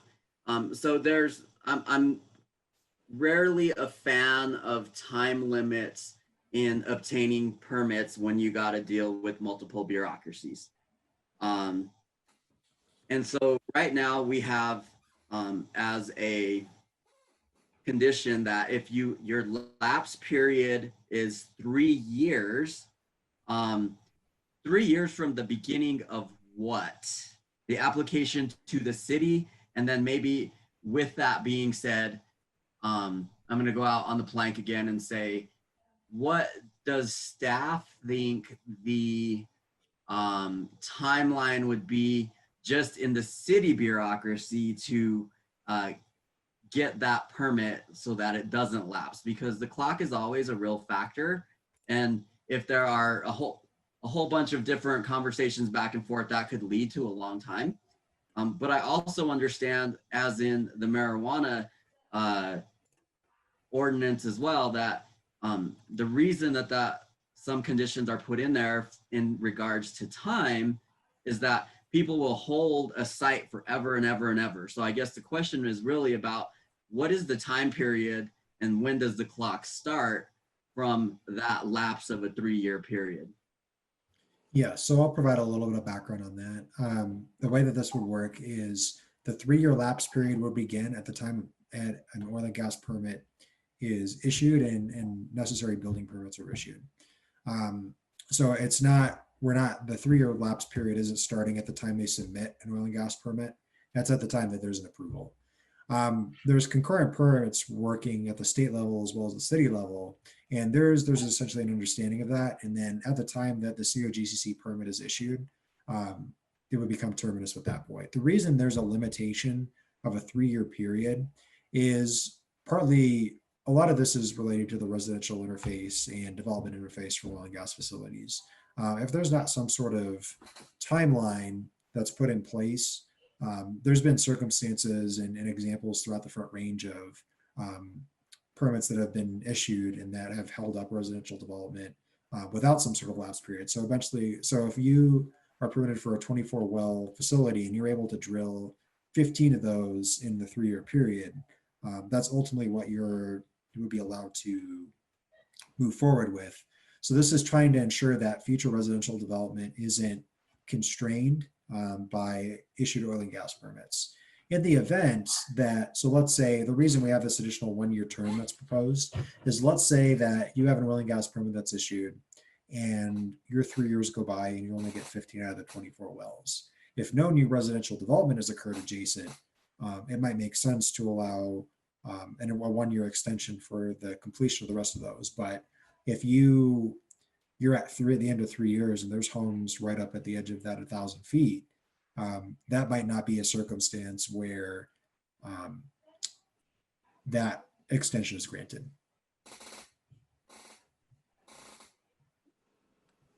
Okay. Thank Further you. questions for staff? Mr. I Rogers, believe looks our- like you have your hand It raised. looks like Jason Roger has his hands up. Thank you, Chairman Popeil and Planning Commission. First and foremost, Happy New Year. Glad to be here with you all tonight. I just did want to take a very quick moment just to remind Planning Commission, obviously, I am appreciative of all of the discussion, particularly around the reverse setbacks that I'm hearing from the body and wanting to be able to make mindful decisions and informed decisions to that matter. I would also just to remind the full body that obviously what's before you is a draft ordinance. Nothing has been codified to this point, and obviously has to still, once again, transition to our city council for any final decision making on these matters. So you still have the ability to provide what is your decision, what your recommendation is as a full body to the council as it pertains to any of the outlined points of discussion, points of reference or ordinance before you tonight. So just to make you aware that what's before you tonight doesn't necessarily have to stay in place, but obviously there's been a lot of input, there's been a lot of feedback that's been provided to it. But once again, you ultimately do have an ability to still provide your thoughts and your comments and your feedback to the city council. And I would also say, and I'm going to be looking at Matt Hader to this aspect, is that even though if you don't choose to make any revisions to said language, I still believe there's an opportunity to provide commentation to city council that you may want to be expressed from your perspective. So once again, you have opportunities in, once again, your communication that goes forward. Matt, do you Duly noted, agree yeah. with that? I don't know if there's a particular statement there you wanted me to address. I'd be happy to if you wanted to restate that. As you did state though, you know, if planning commission doesn't want to make a recommendation or has comments they want to forward to council, they're certainly free to do that. You hit the nail on the head for me, Matt. Thank you. Thank you, and we'll take that into consideration when we make the motion for the case. Any further questions from staff before we move over to we allow the public to speak? I know we have a number of people that have registered tonight.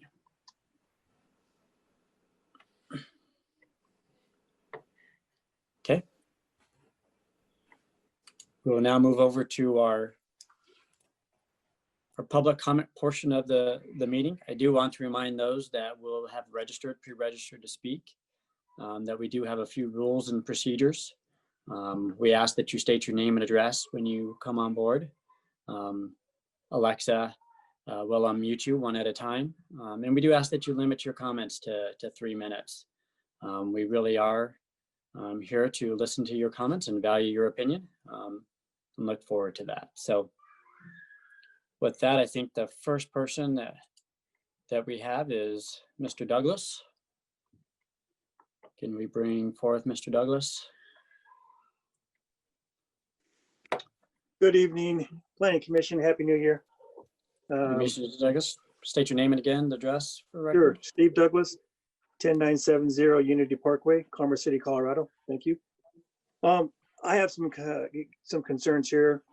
One is I saw the maps, and I just want to know if was there a entitled land map in there, because that would show the Huron drilling pad as being close to a flood plain, a detention and retention, First Creek, and the fact that it's so close to Rocky Mountain Wildlife Refuge, that back in 2012, there's a memorandum of understanding of a 1 mile setback from Bar Lake and the Rocky Mountain Wildlife Refuge.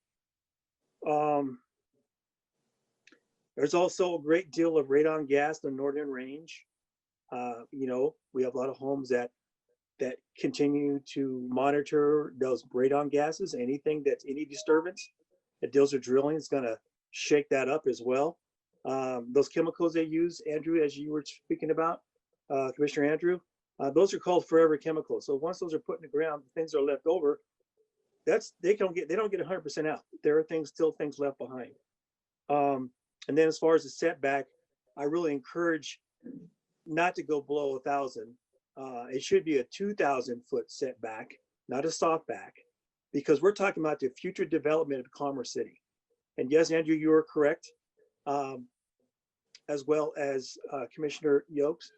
The importance of this drilling location is based on our future built out. And all we hear from economic development is rooftops. As a developer, Oakwood is no longer here. I'm sorry, Shay's no longer here, it's Oakwood. And they have a different perspective on things. So I think if we're going to be looking at drilling and residential, it should be one or the other, not both. So as the vice chair, I need to just kind of intervene real quick and say that to the whole commission, I don't think that it's fair that in some of this commentary that someone is speaking for Oakwood or Shay or any other developer. So I need to be cautious on that. And then also just remind us that as Jason Rogers just said, we're here to talk about the ordinance, not individual sites at this point, even though, so we're hearing the commentary. And then third, that right now, Mr. Douglas is acting, and I'm gonna look to Matt Hader in this, not as a planning commission member, but as a person in the, I'm gonna call it the audience, I don't know what else to call it for lack of a better term, that's asking the commission and just bringing light to what's going on. Would that be fair, Matt? How is, because I don't want alternate planning commissioner Douglas's commentary to come out as this is what the commissioners are doing. So I really need to get pause there and look to the attorney for that. I don't know that I quite understand your comment. I do know that my understanding of Mr. Douglas's comments is that he is speaking as a resident of Commerce City, and certainly not speaking on behalf of this commission or as an alternate for this commission. And in that regard, he's obviously free to express his opinion. As you indicated, we're not reviewing any particular oil and gas permit application, and it is worth or permit. And when that time comes, there will be an appropriate opportunity for public comment at that time as well. And I would further note that as to existing permits, the LDC changes or amendments that are under consideration would not be applicable to permits that are currently that have been deemed complete and are currently under review. Does that adequately address your questions, or can I elaborate further? No, I think that's exactly spot on. I just want to be clear for the record that how this is going and how the questions are directed and those kinds of things. I just don't want to be on a too slippery of a slope. So thank you. Mr. Douglas, you have about 30 seconds or so left. Is any other further comments? Yeah. And I just want to state I'm here on my own accord. Even though I'm an alternate on the planning, I've been put in the citizens category. So I will state that I'm here on my own accord, not on behalf of planning. Also, the state floor is 2,000-foot setback. We got to make sure when we incorporate these policies that they're at the stricter standards. This will affect the future growth of Commerce City. Thank you. Thank you, Mr. Douglas. Our next representative looks to be Mr. Hayes.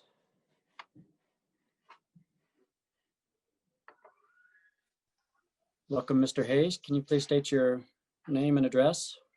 Yes, thank you. It's James Hayes, Oakwood Homes, Director of Land, 4908 Tower Road in Denver.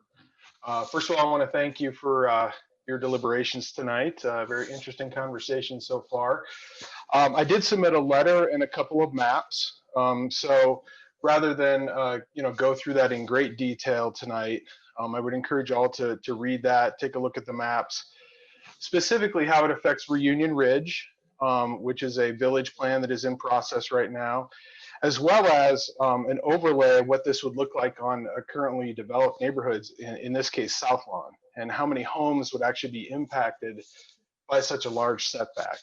So I just want to mention a couple of things, that Oakwood, Fullenwider, and prior to us, Shea, have worked really closely with the city on an ongoing basis for a lot of different approvals over the years, including the original PUD in the year 2000, a consolidated development agreement in 2001, as well as the most recent Reunion PUD zone document amendment, which was just done in 2019. I think the important thing to note here is that we're really concerned that the city's proposed ordinance and recent comments in one of our village plan applications really do not appropriately reflect our vested property rights that we have in place. And specifically, the requirements of these future code changes that govern the city's review of our village plan and other development plans that are rising out of our vested property rights, including any future development plans, would be irreparably harmed. And I've got a lot of details in here about the setbacks and so forth, but the bottom line here is that the source and scope of these vested property rights are really derived from two sources. So there's formal entitlement approvals that were granted by the city for Reunion, as well as several private agreements between Fullenwider and Extraction, two of which have also been executed by Oakwood. The city was a partner in those negotiations in these matters, and the Reunion Ridge community specifically was designed around these agreements, as well as current city and state oil and gas ordinances.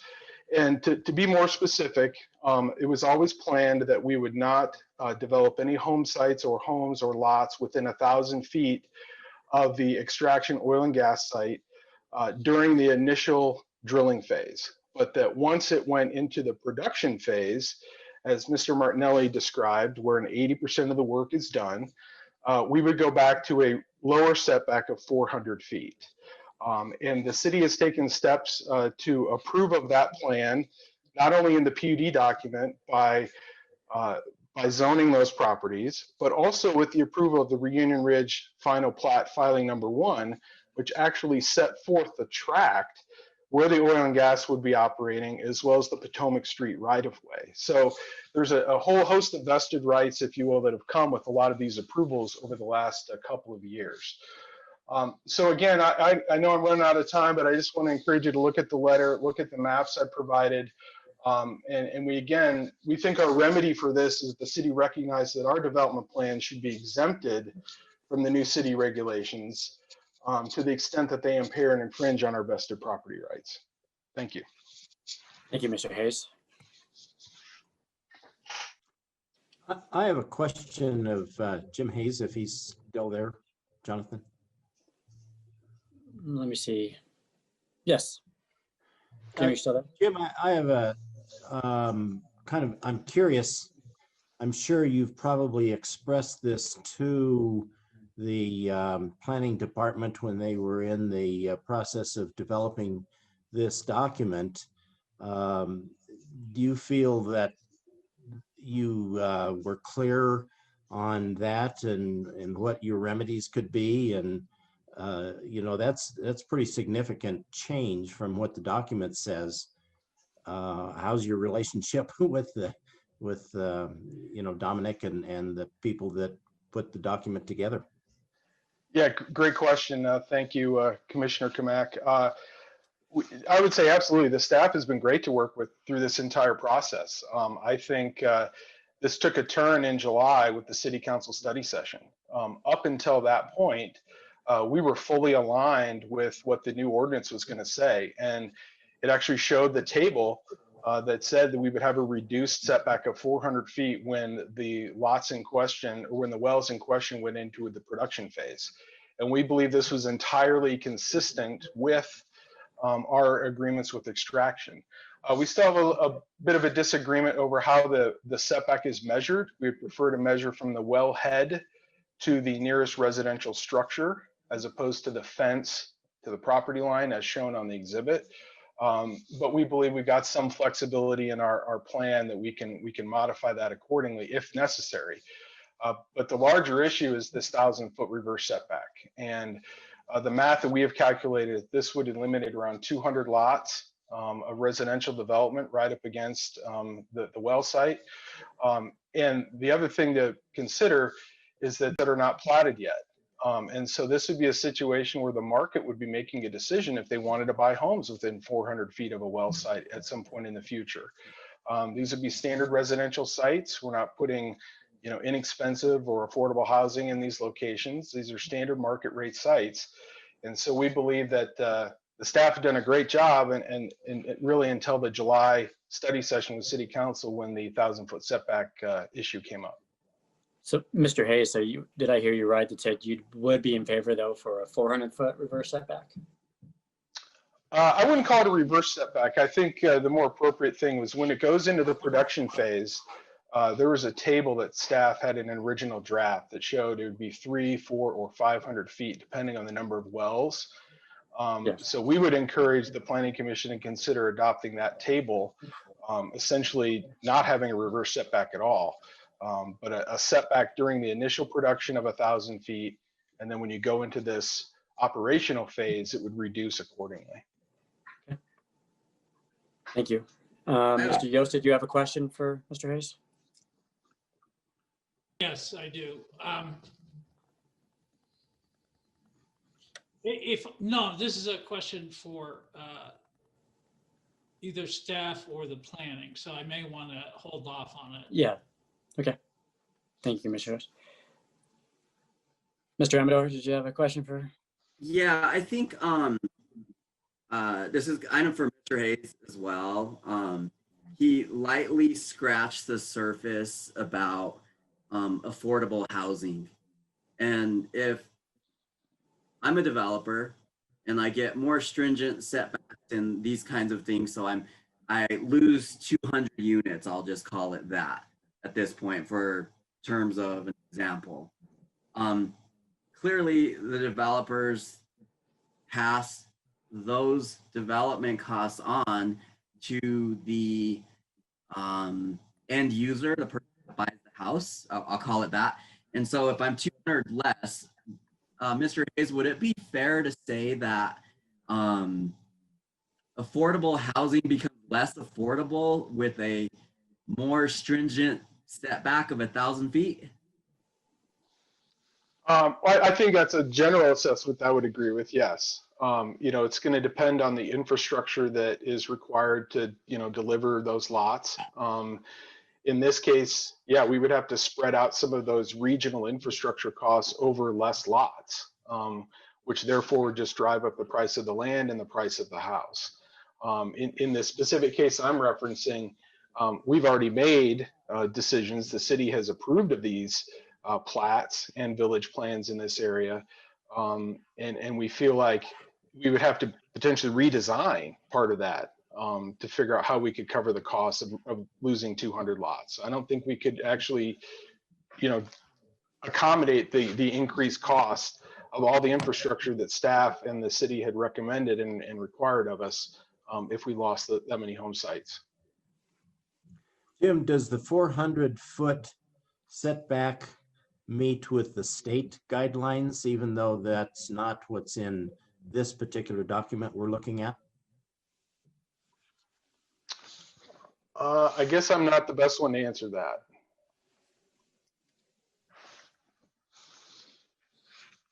I can That's something chime we in could probably, ask Dominic or Matt. just really quickly on that one. The 400 foot's like anything that's considered a reverse setback. And to kind of respond a little bit to Mr. Hayes' comment. So the reverse setback, if you go and look in Exhibit G, we don't use the term reverse setback, but we're essentially using that terminology in this discussion, hopefully to make that clear what that is when we talk about it. But this regulation, a regulation from existing facilities to residential, isn't in place at the state.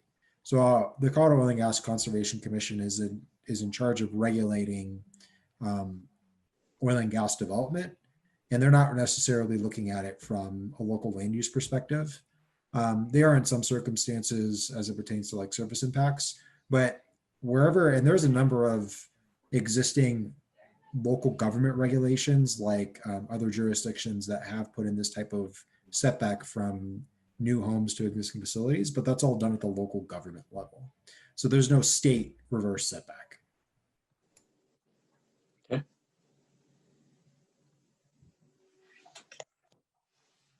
Thank you, Mr. Hayes, for the additional time. Thank you. Mr. Bells, can we bring him forward to please state your name and address? Yes, my name is Ferdinand Bells. I'm president of LC Full and Wider Inc. We are office at 1125 17th Street in Denver. I just wanted to address the commission and thank you for your time, number one, and your consideration.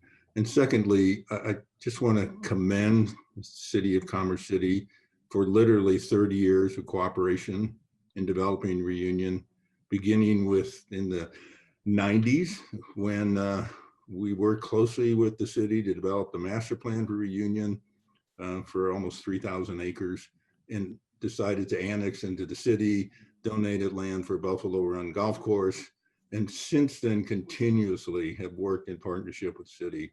It's been a great partnership, and we think Reunion is an incredible development and huge success and a real asset for the city. And what I want to stress is just that partnership, and I think was alluded to, the trust and understanding that we've had and through the time with Shea and the development agreement that was done in early 2000, through all the redos of the PUD, bringing Oakwood on. Oakwood's done an incredible job in terms of redoing our clubhouse, putting in pools, planning a high school. And I just want to reiterate that we want to, and we will continue working in partnership, but this impact to the Reunion Ridge as we were moving along in concert until July, it's challenging.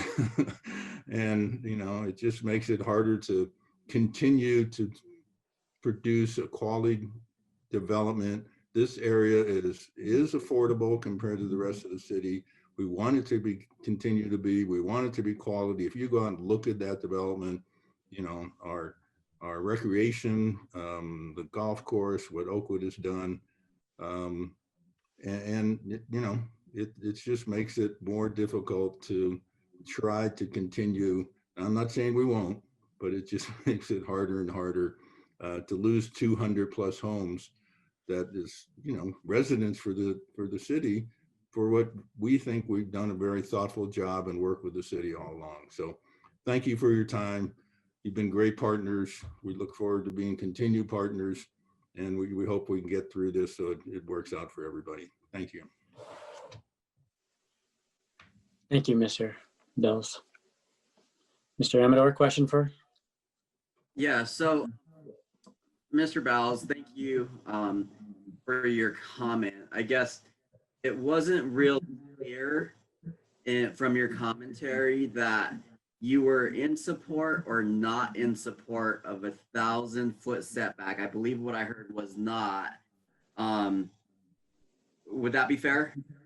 And let me be clear, we are not in support of it. We co-authored the letter with Mr. Hayes of Oakwood.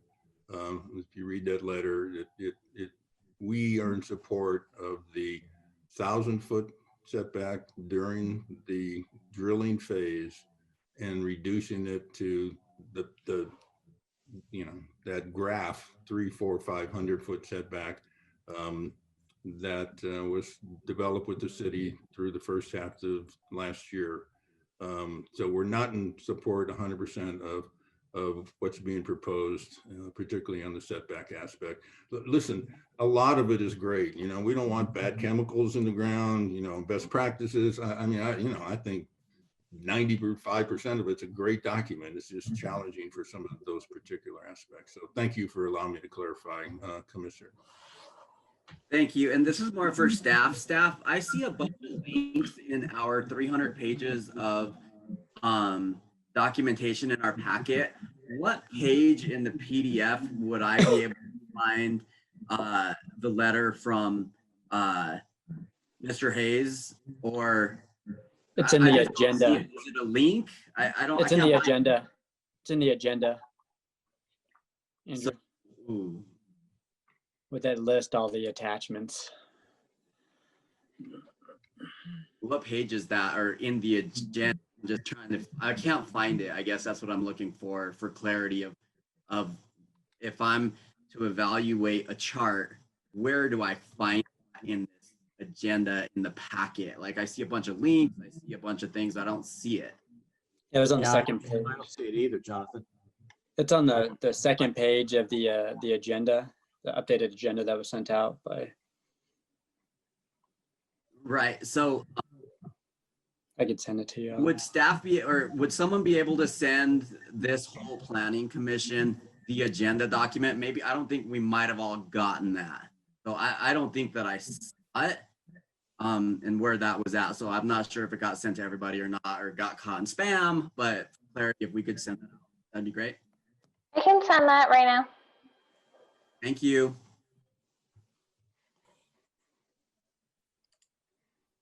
Okay, I think our next representative is Mr. Fullenwider. Blake?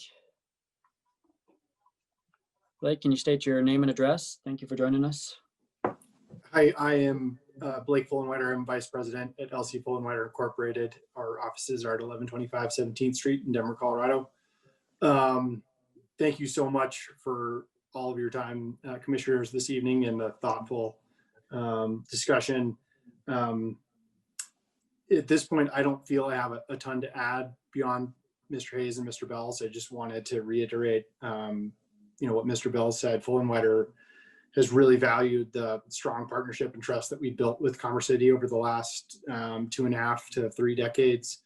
It has been a great relationship, and we really feel it's been a successful partnership. And if you go out at Reunion, I think it kind of shows for itself how well that partnership and trust has gone. And so I guess I'll just close and, saying that we're really excited to continue the successful cooperative relationship and trust that we've built with the city, and looking forward to the build out of the remaining 2/3 of the Reunion community. And Mr. Fullenwider, similar question to what Commissioner Amador asked. Ferd, but for this case, for this motion or for this ordinance, what is your, do you approve, disapprove? I would say that I feel my position is the same, that I supported the updates to the regulations that were proposed up until the middle of last year, and that the addition after it went to City Council of a 1,000-foot, as we've been calling it in this discussion, reverse setback, really has detrimental impacts to Reunion as it was planned. And we Oakwood and Fullenwider and Commerce City worked together on the planning of the whole Reunion Ridge area, and It was all designed to meet all of the city's rules and regs. And these changes really impact that plan that was put in place and approved by city council. And so, yeah, I'm not in support of a reverse setback in excess of, the chart that was originally proposed in the middle of last year. Thank you. Thank you. We have one additional participant, Ms. Sanchez. Ms. Sanchez, please Hi, state your name yep. and address. Rana Sanchez, 10680 Waco Street in Commerce City. Thank you. I'm just a resident here and I went through the ordinance and I just wanted to share some of my thoughts with you. Thank you. I think the penalty section, the penalties are too low. If they are supposed to be punitive, the amounts are too low to have any impact. So I wasn't sure the purpose of the penalties, but if they're punitive, I think they're too low. I'll be clear, I think the reverse setbacks should be at a minimum of 1,000 feet and also the regular setbacks. And that's from a health and safety standpoint. Let's see, section 21-5266-3-B has a typo and that's just a freebie for me. Let's see, the lighting, I was wondering if there would be any way to make sure that there's no lighting there at night, because I've talked to people that have had drilling near them that have the lights on at night, and that's really not a good thing. Regarding air quality standards and monitoring, I think instead of having whoever's drilling self-monitor, I think there should be a third party doing that so that we can see really what's going on there from somebody who's not invested in making money. As far as abandonment and plugging, how can you hold oil companies accountable to this when so many of them have filed for bankruptcy recently? I think that'll leave the city holding the bag. And then finally, I don't think any of this takes cumulative impacts into consideration. We do not know what the cumulative impacts of having so many oil wells in such a confined area is. And I think the only way we'll find out is afterwards. And then it's too late. I don't think the oil companies are evolving, as somebody previously stated. I think they're devolving. And if you, so many of them are losing money. So anyway, thank you for allowing me to speak. Thank you, Ms. Sanchez. So I'd kind of ask the same question, that I've asked the other participants. It sounded like you were generally okay with the ordinance with those minor suggestions that you mentioned. That's my I think the setback should be 2,000 feet actually, so. Okay. Thank you for your comments. Thank you.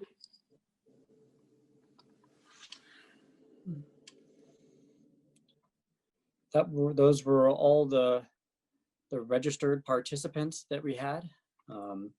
So we will close the public comment portion.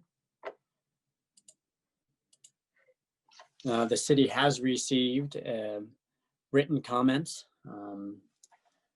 from 4 submitted HBA of Metro Denver, Oakwood Homes, and Fullenwider. We received a map of Reunion Ridge and a map of oil and gas offsets. So those are accepted and those comments are into the record. Thank you for those that provided that.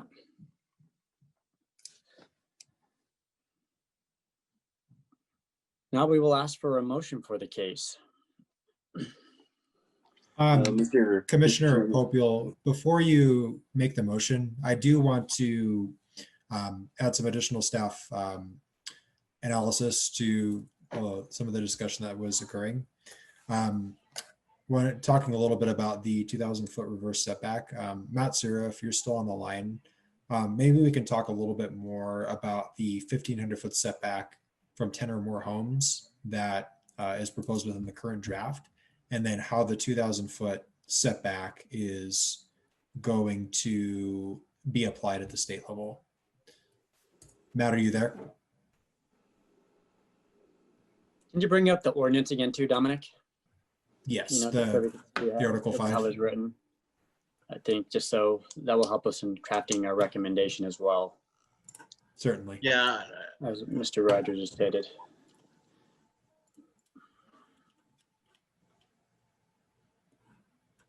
All right, can you all see? Yes. yeah. If I might start talking about the Colorado Gas Conservation Commission setback and why that isn't really a setback, is that they are going to be requiring an alternative location analysis anytime they're within a 2,000 feet of a home, which I think is, you know, in itself a really valid protection and something that Commerce City is proposing to do as well. That means that, you know, they really have to look at alternative locations that are beyond 2,000 feet. And if those exist, that they have to pursue those. The reality is that the setback at the Colorado Gas Conservation Commission is not, you know, a strong setback, and that the Colorado Gas Conservation Commission can waive that setback if they find substantially equivalent protections in the best management practices that are proposed. They have to look at the size and duration of the proposed oil and gas development. That is, if it's a multi-well facility, it's going to be treated differently as if there's just one well there.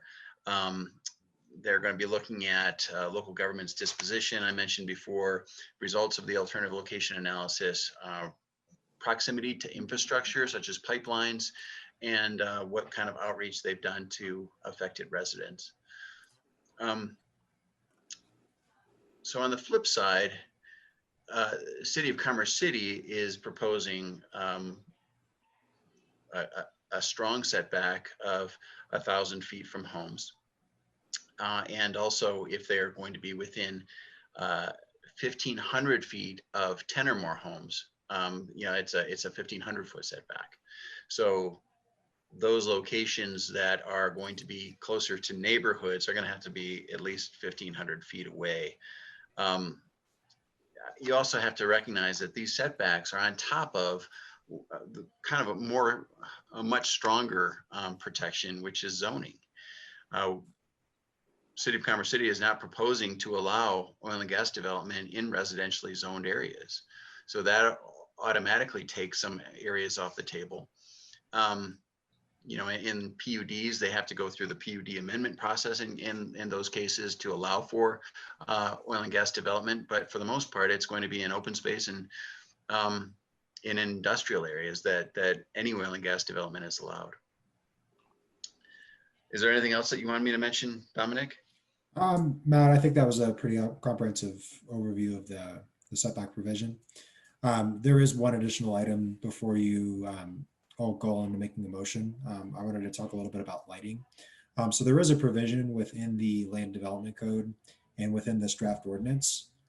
So currently with any development in the city, we require the submittal of a photometric plan or a photometric study with proposed development. And they basically have to demonstrate the foot candle average of their on-site lighting does not exceed their property boundary. So basically, if you have a gas station or if you have a commercial business, you can't place a street light on your property that shines onto the adjacent property's boundaries. So that same regulation applies to oil and gas facilities. So there's regulations on downlighting, BUG ratings, and other lighting regulations that will typically try and reduce the off-light spillage from these facilities, as well as looking into like protecting dark skies and other regulations around lighting, and oil and gas facility in Commerce City would comply with those standards. Dominic, can you go down to the section for the reverse setback? I mean, I think a lot of the commentary that we heard, I mean, we didn't hear a lot of, I would say, general discard from the setbacks. It was more so the reverse setbacks. So if you- So sections 1 and 2 apply to the measurement of the reverse setback, and then 3 and 4 in this section are measurement standards, or I'm sorry, planning requirements.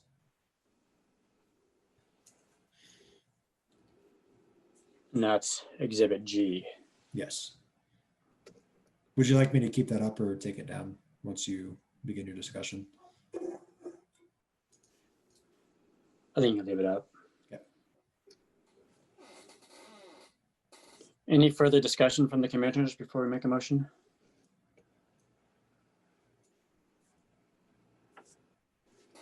Can I call for a motion? Hang on, Jonathan, I want to ask a question. Okay, so So as far as Reunion Ridge, something I don't understand is, will each of these individual sites come under a CUP? Or if they,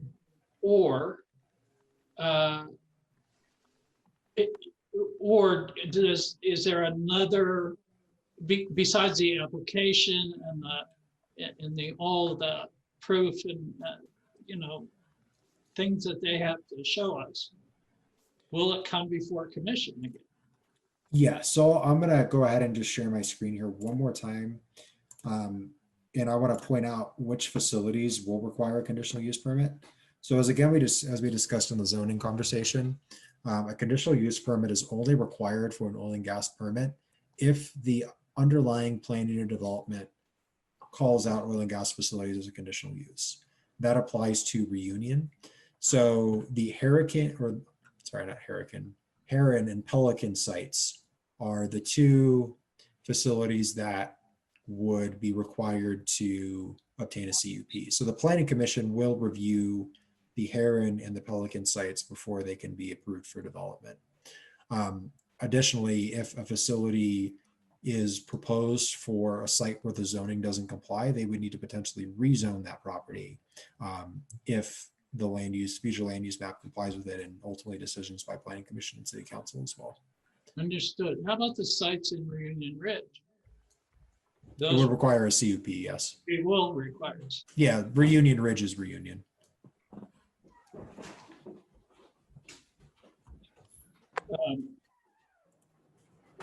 That's all the questions I have. thank you, Mr. Yost. Thank you, Dominic. Is there a motion for the case? Yeah, Mr. Mr. Chairman, I'd like to make a motion. I recommend that the article or the ordinance number 2266 be tabled and sent back to the planning department to negotiate with the developers that would be affected by the way that this is written at this point in time. And hopefully we can review a complete document with the changes that they have recommended, with the changes that the planning department has recommended that aren't in the piece right now, and address the issues that our city attorney has brought up in addition to that, so that we can look at a more accurate document before we recommend it to go to City Council. I second. Discussion. Mr. Rogers, did you? Yes, sir. If you are calling on me, just to simply obviously respond to the question that's been asked, and I'm just going to share this with you all directly. We have received obviously consensus in the matter and the fact of what's been prepared and drafted with response obviously to the exhaustive conversations we've had across a number of different stakeholders through our process, or to this point in the process over the last 14 or so months. That's with the development community, that's with the resident experts and or specialists that have taken an interest in the general well-being and and impacts that are related to oil and gas, but ultimately as well as within the oil and gas industry itself. By having to send an item back for coordination, negotiation, and quite frankly, this is an ordinance that's being drafted by the city. This is not a land use project. This is not a process in which we enter into negotiations with the development community. We coordinate, we collaborate, but we do not enter into negotiations. So what I would share and what I would offer is that what we have before you is an ordinance that is a culmination of a number of different efforts. And once again, consensus that has been drafted and been directed to put before you all for your informed consensus or your recommendation to City Council. I would say if you all need additional information from the city in regards to questions that you might have to the draft that's been prepared, obviously we would be more than willing to provide that additional due diligence at a future meeting for your consideration. But I would say to independently have staff go back and to negotiate with one particular stakeholder within a community that has been a very broad and exhaustive approach with a number of different stakeholders, I think would be fraught with us trying to move this through, once again, what has been an open, collaborative, robust, and observant process for all that have been involved. My opinion, Mr. Rogers, is the fact that I think all of the things that you have said are true and defendable, as well as some of the stakeholders have viewpoints that are different. I would just like to see if we can't give it one last shot at trying to find some common ground, and specifically to the people who have put money into our community by buying land and made plans, and now are going to be compromised for those plans that the city already agreed were good plans at the time. You know, even if it's you're going to come up with something where you grandfather plans that have already been made or find compromise footage setbacks, you know, there's probably a number of ideas if we sit down and try to find that common ground. But I don't feel this is fair to the developers that took our word in the first place, and now we're changing the rules. That's my viewpoint. That's why I'd like to see it given one more chance. And I appreciate your viewpoints, Commissioner Kamak, and I would simply offer, I would say that those viewpoints from a perspective could also be viewed for those who have also have shared other opinions and insights as it relates to protections with respect to this ordinance. And I would say that, once again, if we're opening this process to a particular stakeholder of a community, once again, this effort has been a very broad community effort with a number of different stakeholders, I think that then that has to be thought about as well, because it's just not the development community, it's how this item has been broached and discussed about in its comprehensive nature with all those that have been involved. So, you know, Mr. Rogers and Mr. Kamak, I mean, I do believe there is a motion, in my opinion. I do not favor the motion that you have. I do believe that, like you said, a majority of the ordinance I am in favor of. I do think that there is some modifications to the reverse setback that were listed in Exhibit G, that item 1, that we heard a number of concerns that I would be in favor for, with revising that exhibit and that setback length for a recommended motion. That's what I would be in favor for, from my opinion. Mr. Amador, comments? So in this conversation that's going on right now, there is a recommended motion on the table, and this is my opportunity as a commissioner to speak out and let everybody know of what my opinion is. And I did hear from Mr. Rogers that there was a consensus with amongst a lot of stakeholders. However, in the letter dated December 28th, 2020, from Ted Leidy, the executive vice president and CPO of HBA of Metro Denver.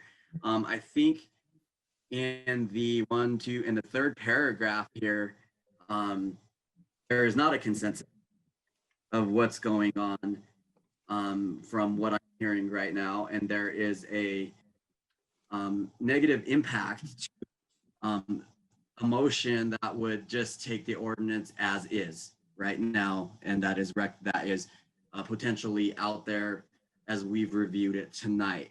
With that being said, I highly need to caution that if there is a recommended motion to move forward that has CIRSA, the city's insurance company, been aware of unintended consequences of what could happen in the event that this motion passes or not passes in the manner that's presented to us. So I'm not in favor of the ordinance as is right now with, I'm going to call it the reverse setback. And I'm leaning on the fence to amend the motion if we have to make a decision now for the production phase setback as outlined in the previous draft ordinance. So not the one before us today. It's very vague right now of what that was, and I can't find that in the packet or in the letters. So if there is a recommended motion, I think I would also be in favor of 300, 400, 500 as outlined before, and not a broad stroke of 1,000 or 2,000 reverse setback. So I think there is a sweet spot here, and there's been a lot of work put into where we're at today with the motion and like the case before us tonight. So I'm not in favor of as it's written right now. And if I needed to make a decision to continue or amend the motion, I just don't know how to amend that motion. So I'm going to look to the deputy city attorney at this point of potentially drafting something for us and maybe going into executive session for a moment so that we can discuss what that means and then reconvene so we don't get a continuance. But I'm cautious. So those are my thoughts right now. Just to respond to that question, I know that Mr. Martinelli does have accessible at his fingertips at this time the draft with the reverse setback that would come down to smaller sizes depending on the well pad site. And he can discuss that with you if that's something that you would like to amend to the motion. I also want to just advise the commission that it's very possible that I know there's a motion to table this that was given with no particular date to bring it back. And it's also very possible that the city council take up the case without a recommendation. And I would also note that even if you would like staff to do something, respectfully, the planning commission doesn't have the authority to direct staff to do that. So that's something that I just want you to take into consideration, that it might not happen the way you want to have it happen based on that motion. Okay. And Thank you, Deputy City Attorney. That's perfect where we're at. And so as we all know on this planning commission, we are advisory to the city council.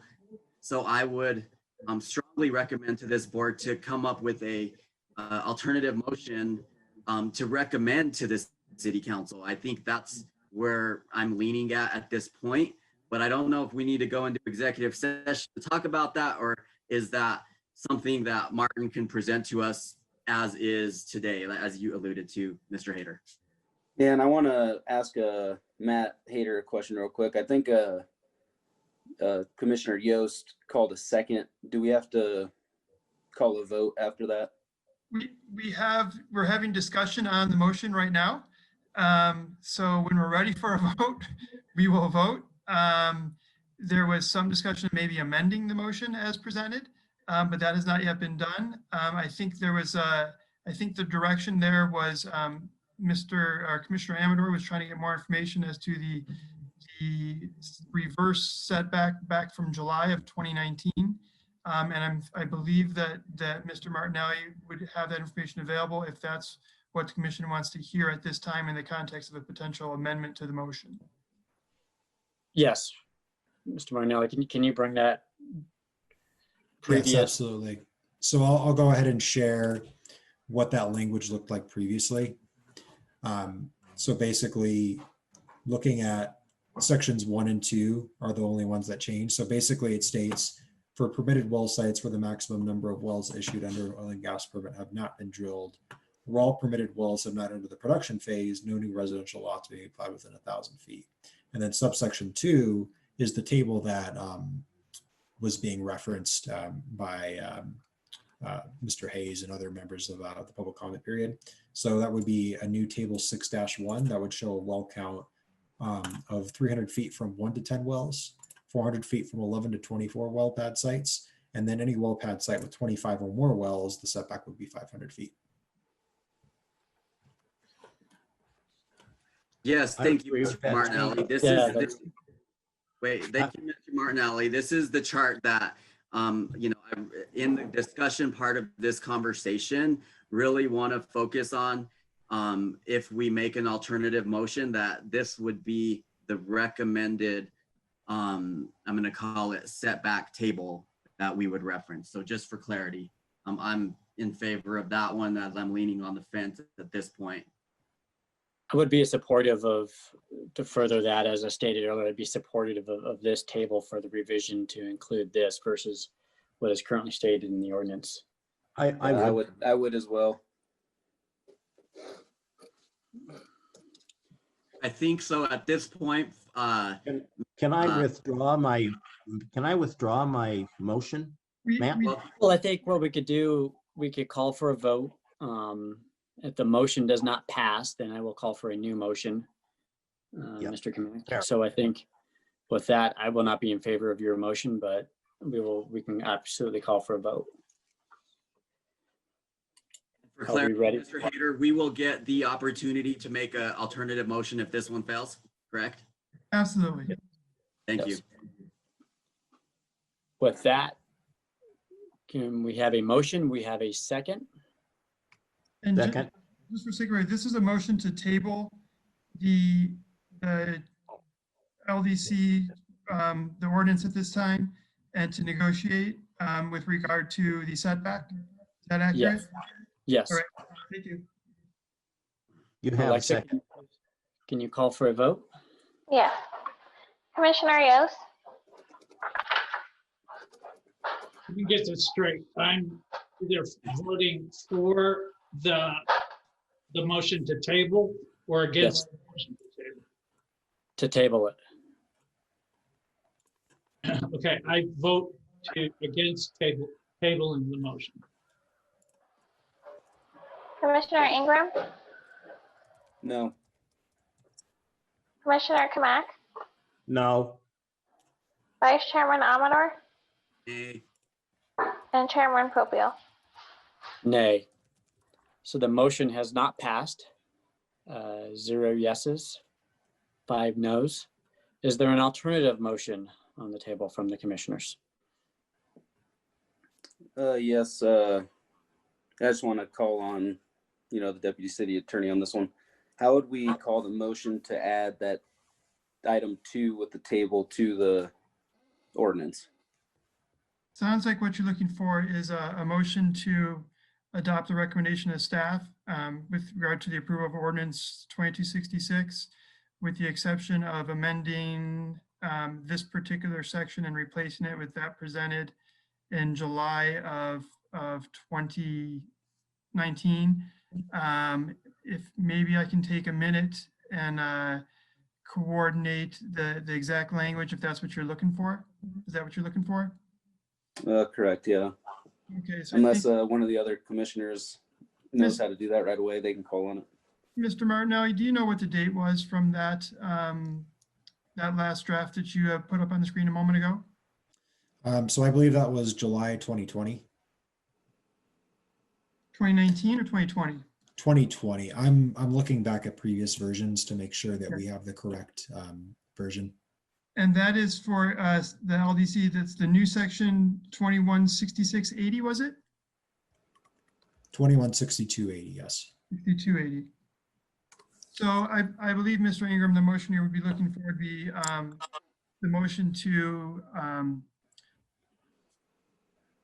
recommend approval of the ordinance 2266 with the exception of changing the proposed LDC section 216280 back to that presented in July of 2020 and providing an exhibit of what that appeared to be at that date. All right. Mr. Chairman, I move that the Planning Commission recommend that City Council approve ordinance number 2266 with the following modifications: to amend section 21-6280 to add the items that were included in the July 2020 version and to allow that table with the setback limits to be included. Second. Discussion? Yeah, I have a question. Are we only talking about the Reunion area here, or are we making this a broad sweep across all of Commerce City, reducing these setbacks? This ordinance would be for Commerce City. Okay. Yes. While I'm in favor of the Reunion more discussion on it, or, limiting the setbacks for the Reunion area, I'm not in favor of taking a broad sweep and including all of Commerce City. Really doesn't have any effect other than land that is, available. And in the southern part of Commerce City, you don't have larger developments with this issue. I mean, it's so we're always talking about where there are there's no developed homes. We're only talking about future developments.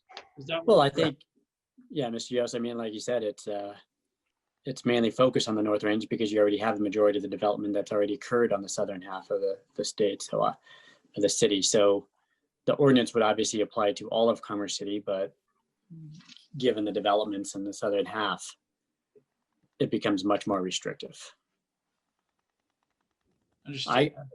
From my standpoint, I'm in favor of the motion. I will be voting yes. Again, I feel, like I stated before, and vast majority of the ordinance was correct.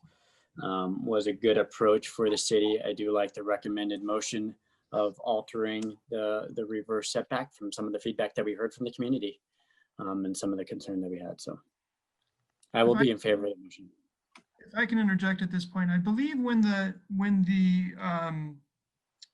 previous version from July 2020 with that table, there was likely some potential references and some other cross references within other parts of the code that may have been made to that would, in order to make that make sense, might need to be incorporated as well. Mr. Martinelli, do you recall if there's other references that or edits that would be required as a result of making that substitution to other substantive aspects of the proposed amendments? Yes. One of the things that I can do here is I'll go ahead and share my screen. And I'm going to compare the two versions here, just so I can make clear.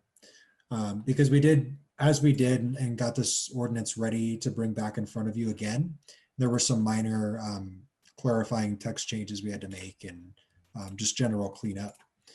But you can see here the image on the right, and I'll zoom in a little bit more just so we can all see.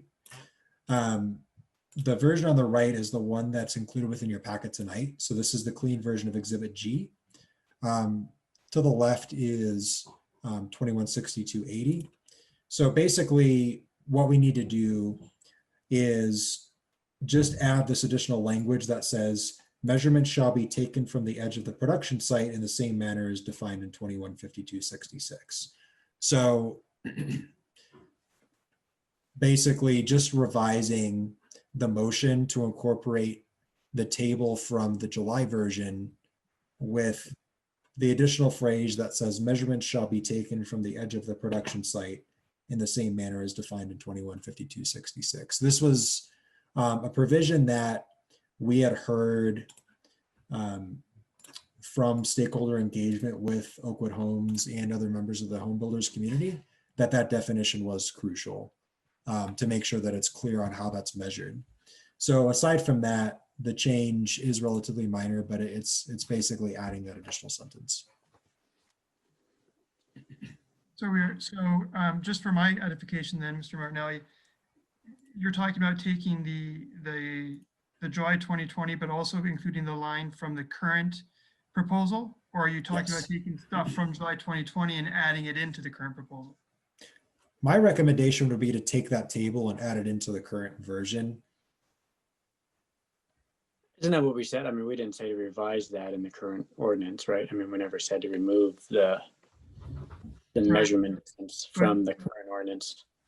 But the motion is basically to replace that language for section 6280 with that in July 2020.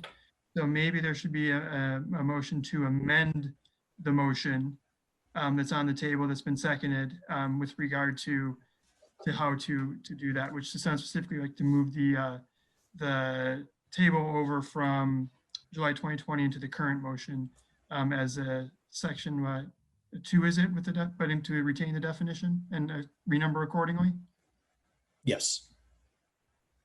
And Matt, if I may interject, just for the commission's consideration as they're working through this motion, it might be beneficial, obviously, as this advances, if this advances to City Council, for just that communication as to the thought process, to the finding that was made, that the Planning Commission support, because obviously as we brought this forward, the consensus that was driven in the crafting of this was enhanced protections for existing and future residents. But if Planning Commission feels that council should be considering other factors that you've been able to garner through the conversations tonight, through the review of the materials that you think may be worthwhile in their reconsideration of what set that standard that came before you, I think that would only help them in being able to fully consider and to think through the motion that goes forward to them. And if this goes forward to them, if that said motion passes. So just wanted to put that on the table for your consideration and thought as you work through this motion on the table. I think that's an important point, Jason. Jonathan, we've sent letters. I don't know if it's, well, you've been on the commission, but we've sent letters to the council previously explaining some of our thought process in order to help. I think you were on the council, in fact, Andrew, when we did that once or twice years ago. I think that's an appropriate comment for sure, Jason. Good recommendation, Mr. Kamek. So let me ask this, in that process, because I wasn't part of how you get a letter to the city council, right? From this particular planning commission, we can have the conversation here, but I think to solidify the dialogue that we're having, a letter would be, I would be in support of a letter. I'm looking to the city attorney at this point. Would that mean that we would make a motion and get that passed and with a letter that this commission has to put together? Do we have a special meeting before this goes to council? Because I'm just trying to figure out from a timing and a logistical piece how to do that. Last time when Mac was sitting in Jonathan's chair, he just wrote the letter and sent it to everybody and said, what's your comments? And we agreed via email, and then they sent it to each of the council members. That would be, an open meetings law violation. So Well, that was Mac. That's why I asked the attorney. so if that's,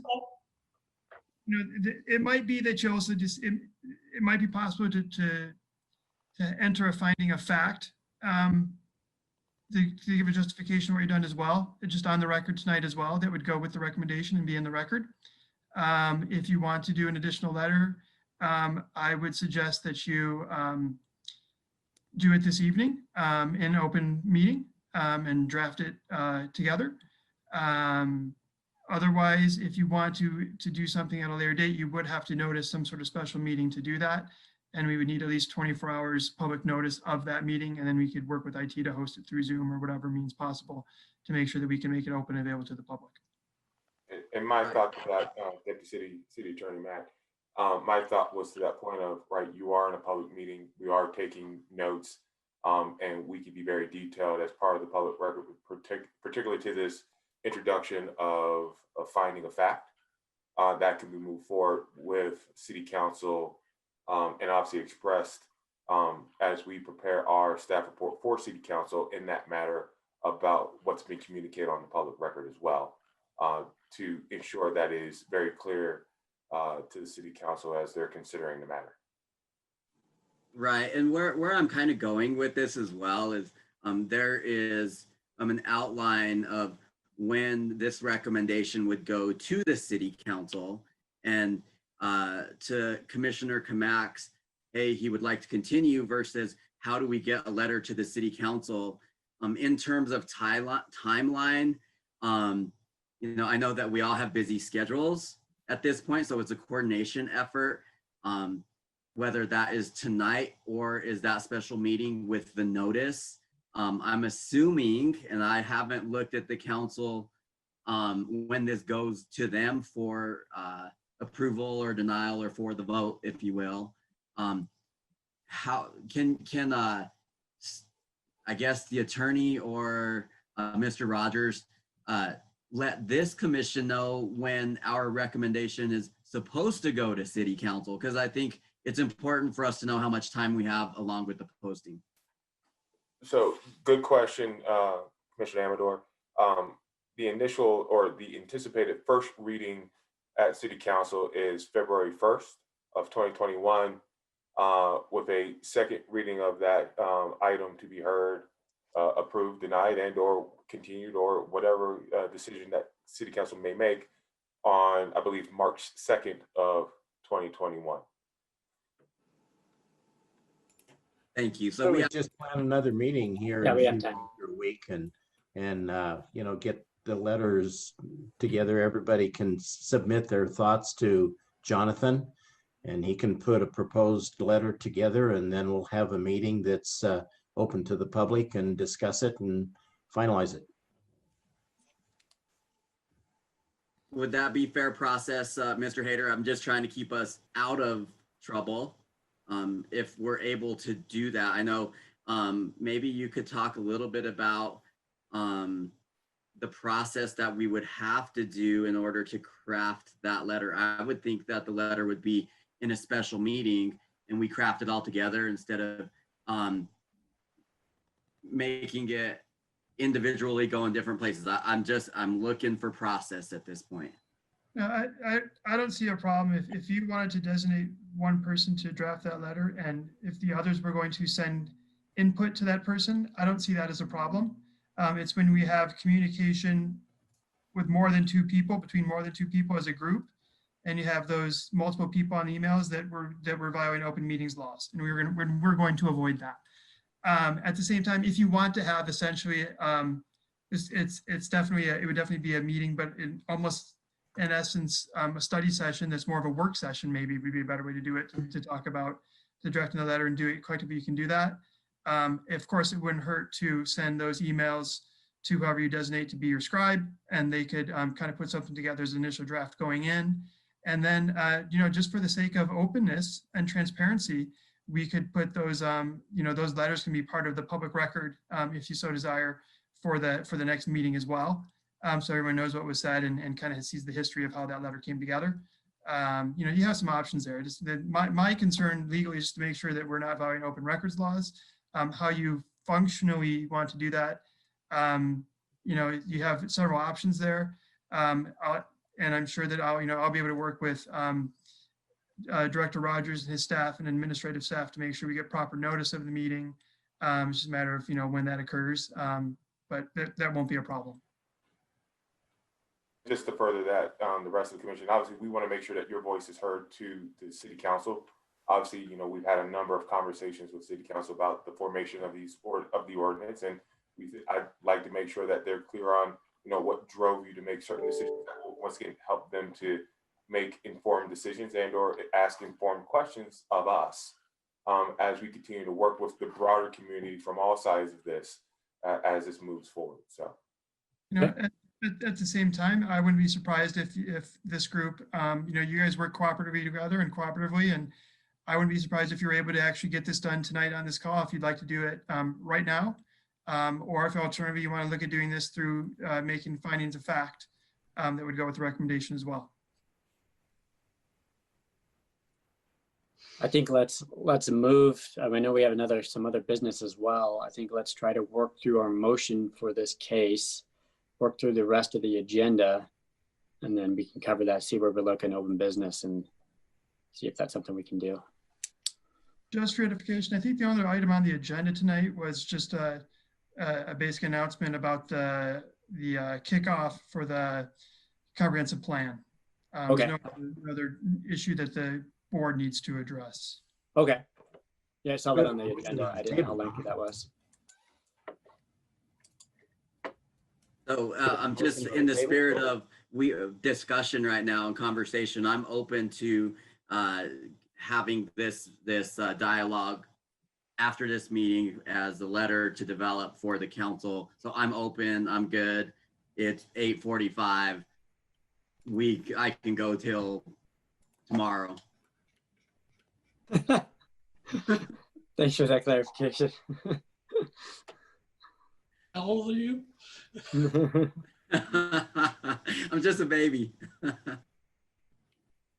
I would rather have another discussion where we had a chance to, really put some thought into the verbiage that we pass along to the council personally, but flexible either way.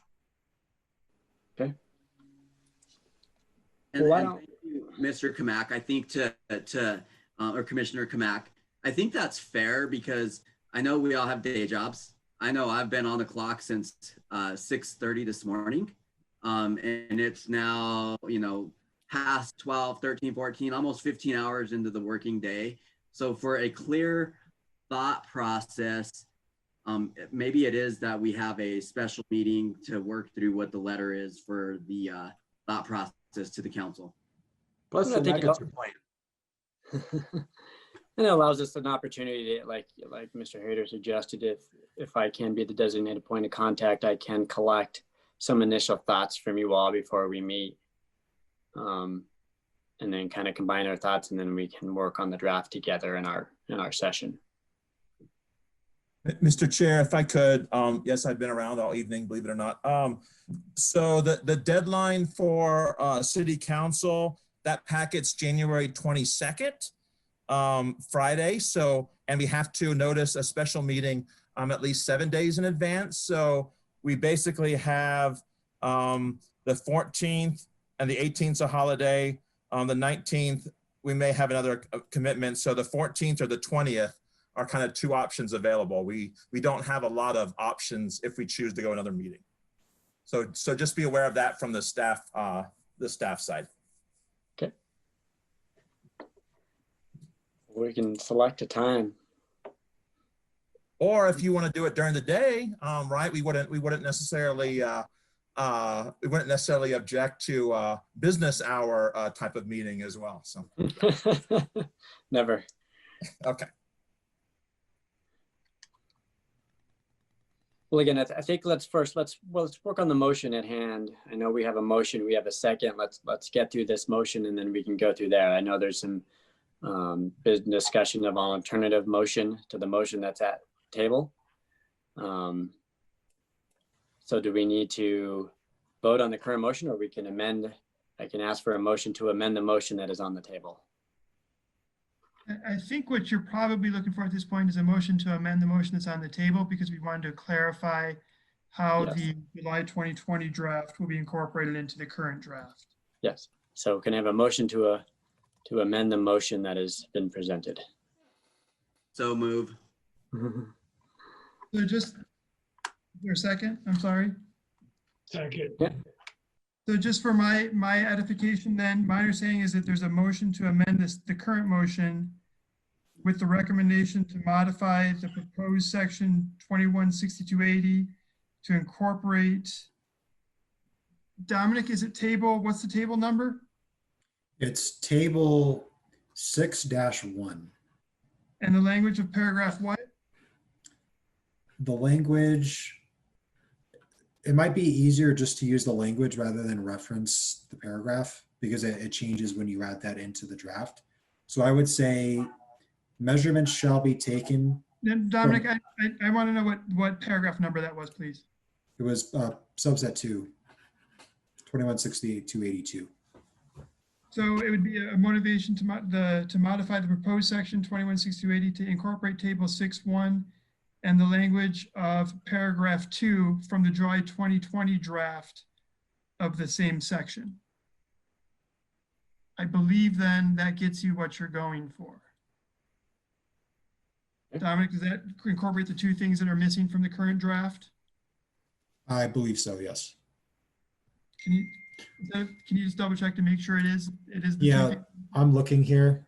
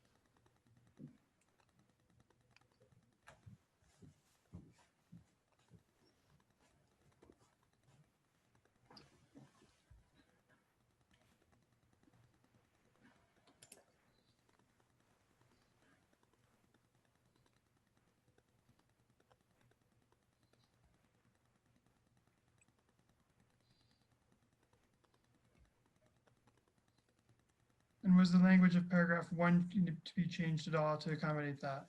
So I've taken a little bit, and this is in the spirit of making sure that this language is correct within the motion. So I'm glad I took the time to read that. But basically the way that this should be done, Matt. Let's go. Okay, so I would suggest working off of the existing Exhibit G and then amend the motion to recommend with the addition of table 6-1. And then basically striking subsection 1, 216281, and then replacing that with subsection 1 as reflected in the March 10 draft. That will get you what this discussion has been. You're on mute, Matt. The July draft? The July draft was modified. So when we brought this back to study session, going back through my notes, it appears that we had already made the change to remove the table at that point. So the most recent, March 10 draft, please. I'm sorry, the March 10 draft? Can you put that up so they can see, please? Yes. And you can, sorry to have interrupted, you can continue with that explanation. So you can see here, this is basically subsection 1. For permitted well sites where all permitted wells have not been plugged and abandoned. So basically the issue is subsection 1 in the December draft has for permitted or existing well sites where all wells have not been plugged and abandoned in compliance with all applicable COGC standards and regulations, no new residential lots may be platted within 1,000 feet. So it needs to have that same reference, and then this language of measurement shall be taken from the edge of the production site in the same manner defined needs to be in there. And then you essentially have the table.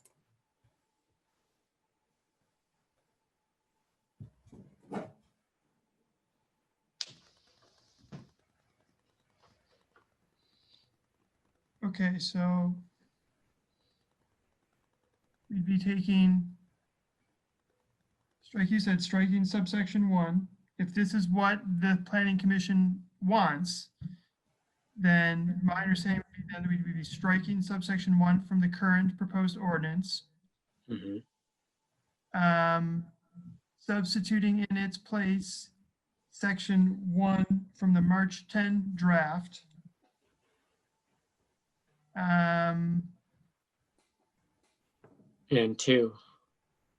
And adding paragraph 2 from the March 10 draft, including table 6.1. That's correct. Yep. And then 3 and 4, is that vacation? Okay, so then the other, there'd be no changes below those. 3 and 4 as currently proposed would remain the same? Yes. I think that's right. Yeah, that's Yep. correct. Agreed. That's my understanding of the motion right now as exists and has been seconded. Is that understanding consistent with the motion maker? Jordan, Mr. Ingham, Yes, yeah, that's consistent. and is there a second? Second, So this was the amendment to the motion now? Or do you Yes. guys want to strike that motion, withdraw it and go and start clean? No, I think the amended motion is acceptable. Okay. We will call for a vote. Alexa, Commissioner Yost, Yes. Commissioner Ingram, Yes. Commissioner Kamak, here. Oh, I mean, yes. Vice Chairman Amador, Yes. Chairman Popiel. yes. Thank you. So the motion has passed. 5 yeses. So that motion amended that, so we've amended our motion. Now we're taking a second vote to move forward on that. Is that correct? That's my Right. understanding where we're at. Okay, so we have a second, the first motion's on the table then.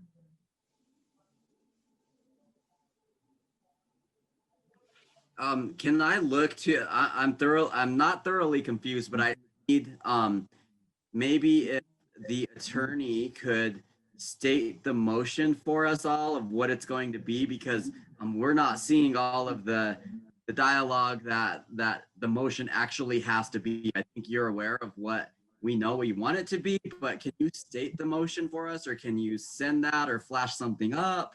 Sure, so Mr. Ingram made the first motion and then that was subsequently amended. The way it currently would exist is it's a motion to recommend approval of the ordinance 2266 with the modification or with the recommendation to modify the proposed section 216280 to incorporate subsection 1. I'm sorry, to strike subsection 1 and replace it with subsection 1 from the March 10, 2020 draft. And also to add paragraph 2 from the March 10, 2020 draft, inclusive of table 6.1 for section 21-6280. That's how the motion has currently been amended to read. So I will say so move in the words of Matt Hader, if I can do that. That's fine. I think the record's clear on what we're doing at this point. Yes. Thank you. And a second. And Alexa, can you please call for a vote? Yes, Commissioner Yost, Yes. Commissioner Ingram, Yes. Commissioner Kamak, Yes. Vice Chairman Amador, Yes. and Chairman Popiel. Yes, Thank you. the motion has passed. Thank you for your assistance on that. Yeah, thanks. Okay, with there being no further cases about any commission business, it looks like we have the comp plan on our agenda. We do, and a real quick, commissioners. So Jamie Rice is with us. She's our project planner for the comp plan, and she just wants to kind of summarize and talk about the memo and an upcoming joint meeting with City Council for you all. So Jamie? Thanks, Steve. Hi, I'm Jamie Rice. I just joined the city at the end of November, so I haven't actually had a chance to present to the Planning Commission yet. But we wanted to let you know that we are starting the process of updating the comprehensive master plan. You may have seen some incoming memos and meeting invites. We're starting the public outreach process, which is a lot of community engagement as well as engagement with City Council and Planning Commission. This is the first update we've done since 2010. It's pretty typical to do a big comprehensive master plan update every 10 years. We have been working with the planning consultant Housel Levine Associates. They are based out of Chicago. And they have created marketing materials, outreach materials, a website, and a schedule for us to use during this update, as well as a new logo, which was included in the memo. On the website, there is a questionnaire that citizens and anybody who comes across it can fill it out. And additionally, it has a tool called map.social, which is a public outreach tool, and it's tied spatially to points. So people can leave comments based on maybe problem intersections that are present in Commerce City or anything like that. They can tie that data spatially to the city. Just a quick overview, you will be getting an invite, if you haven't already, to the January 25th kickoff meeting, and that's with Planning Commission and the City Council. And this is going to be an introduction workshop, so I wouldn't anticipate you guys needing to think of anything before you come to that meeting. I would suggest maybe taking a look at the comprehensive master plan as it is now, maybe just to get some ideas in your head. But for the most part, we'll just be introducing the consultants, myself and Jenny, and we'll go around and have everybody introduce themselves and give you a better look at what the next 12 months are going to look like in terms of updating this. What time is that meeting at, Jamie? We have, I think that this is going to be an evening workshop, and that's going to most likely be at 6 p.m. is what we have. Okay. And it will be held via Zoom as of right now. Most outreach meetings and workshops will be held virtually, either via Teams or Zoom, most likely Zoom because we can record it. And we will discuss the project timeline and expectations up to that point. So just wanted to introduce myself and the update to you guys. And if you have any questions, I'll be happy to answer anything. No, thank you, Miss Jamie Rice, and welcome. I'm so glad that your name is not Alexa, because every time we say her name, my smart house right behind me keeps asking me, and because it doesn't understand what's going on. So welcome, Miss Jamie Rice. Well, thank you.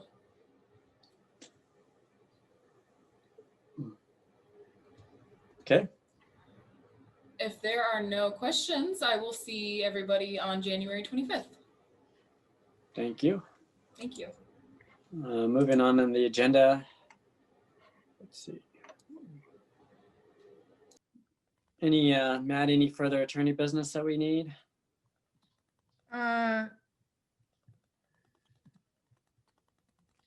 No, there isn't any attorney business I have. I know that we need to, you guys still need to talk about doing a notice for special meeting to come up with your language that you want to go with the recommendation to council.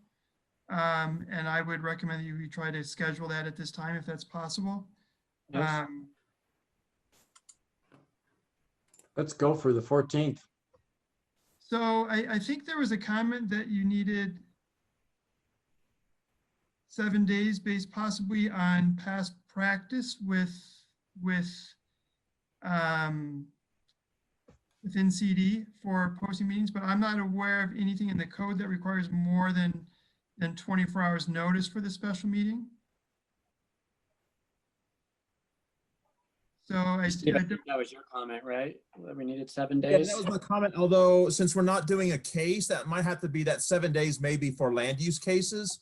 If we were doing a special meeting, because there's no cases or action items really, to Matt Hader's point, you're right. It may be able to be reduced because it's simply a working session. You know, and I should have interjected sooner. Had we not already closed that case, we just could have continued it to a later date without having to do an additional notice, but an additional notice isn't a big deal. It's not, so we can still do that. But all we need is 24 hours notice.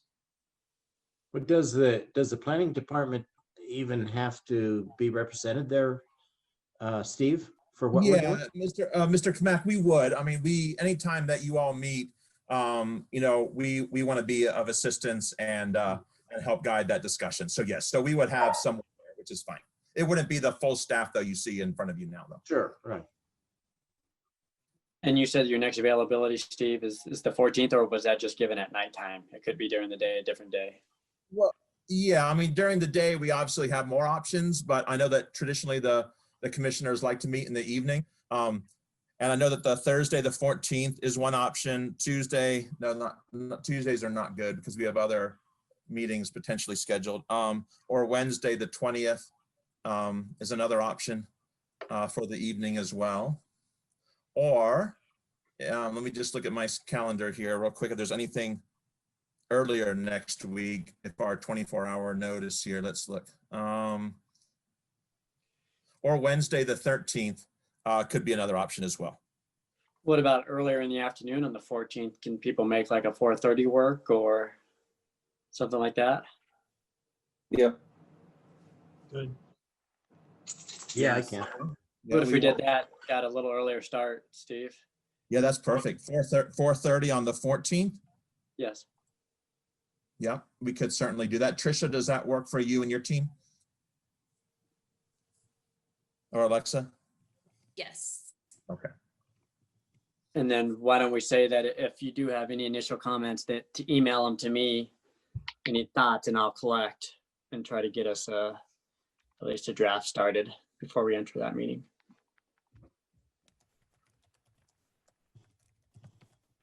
Okay. Alexa, can you also invite me that too? Yeah, to get that knocked out fairly quickly, I would think. Yeah. So we're saying Thursday, the 14th at 4:30. Is that correct? Yes. Right. And we'll have Ms. Mason and her staff send out Zoom invites as well. Perfect.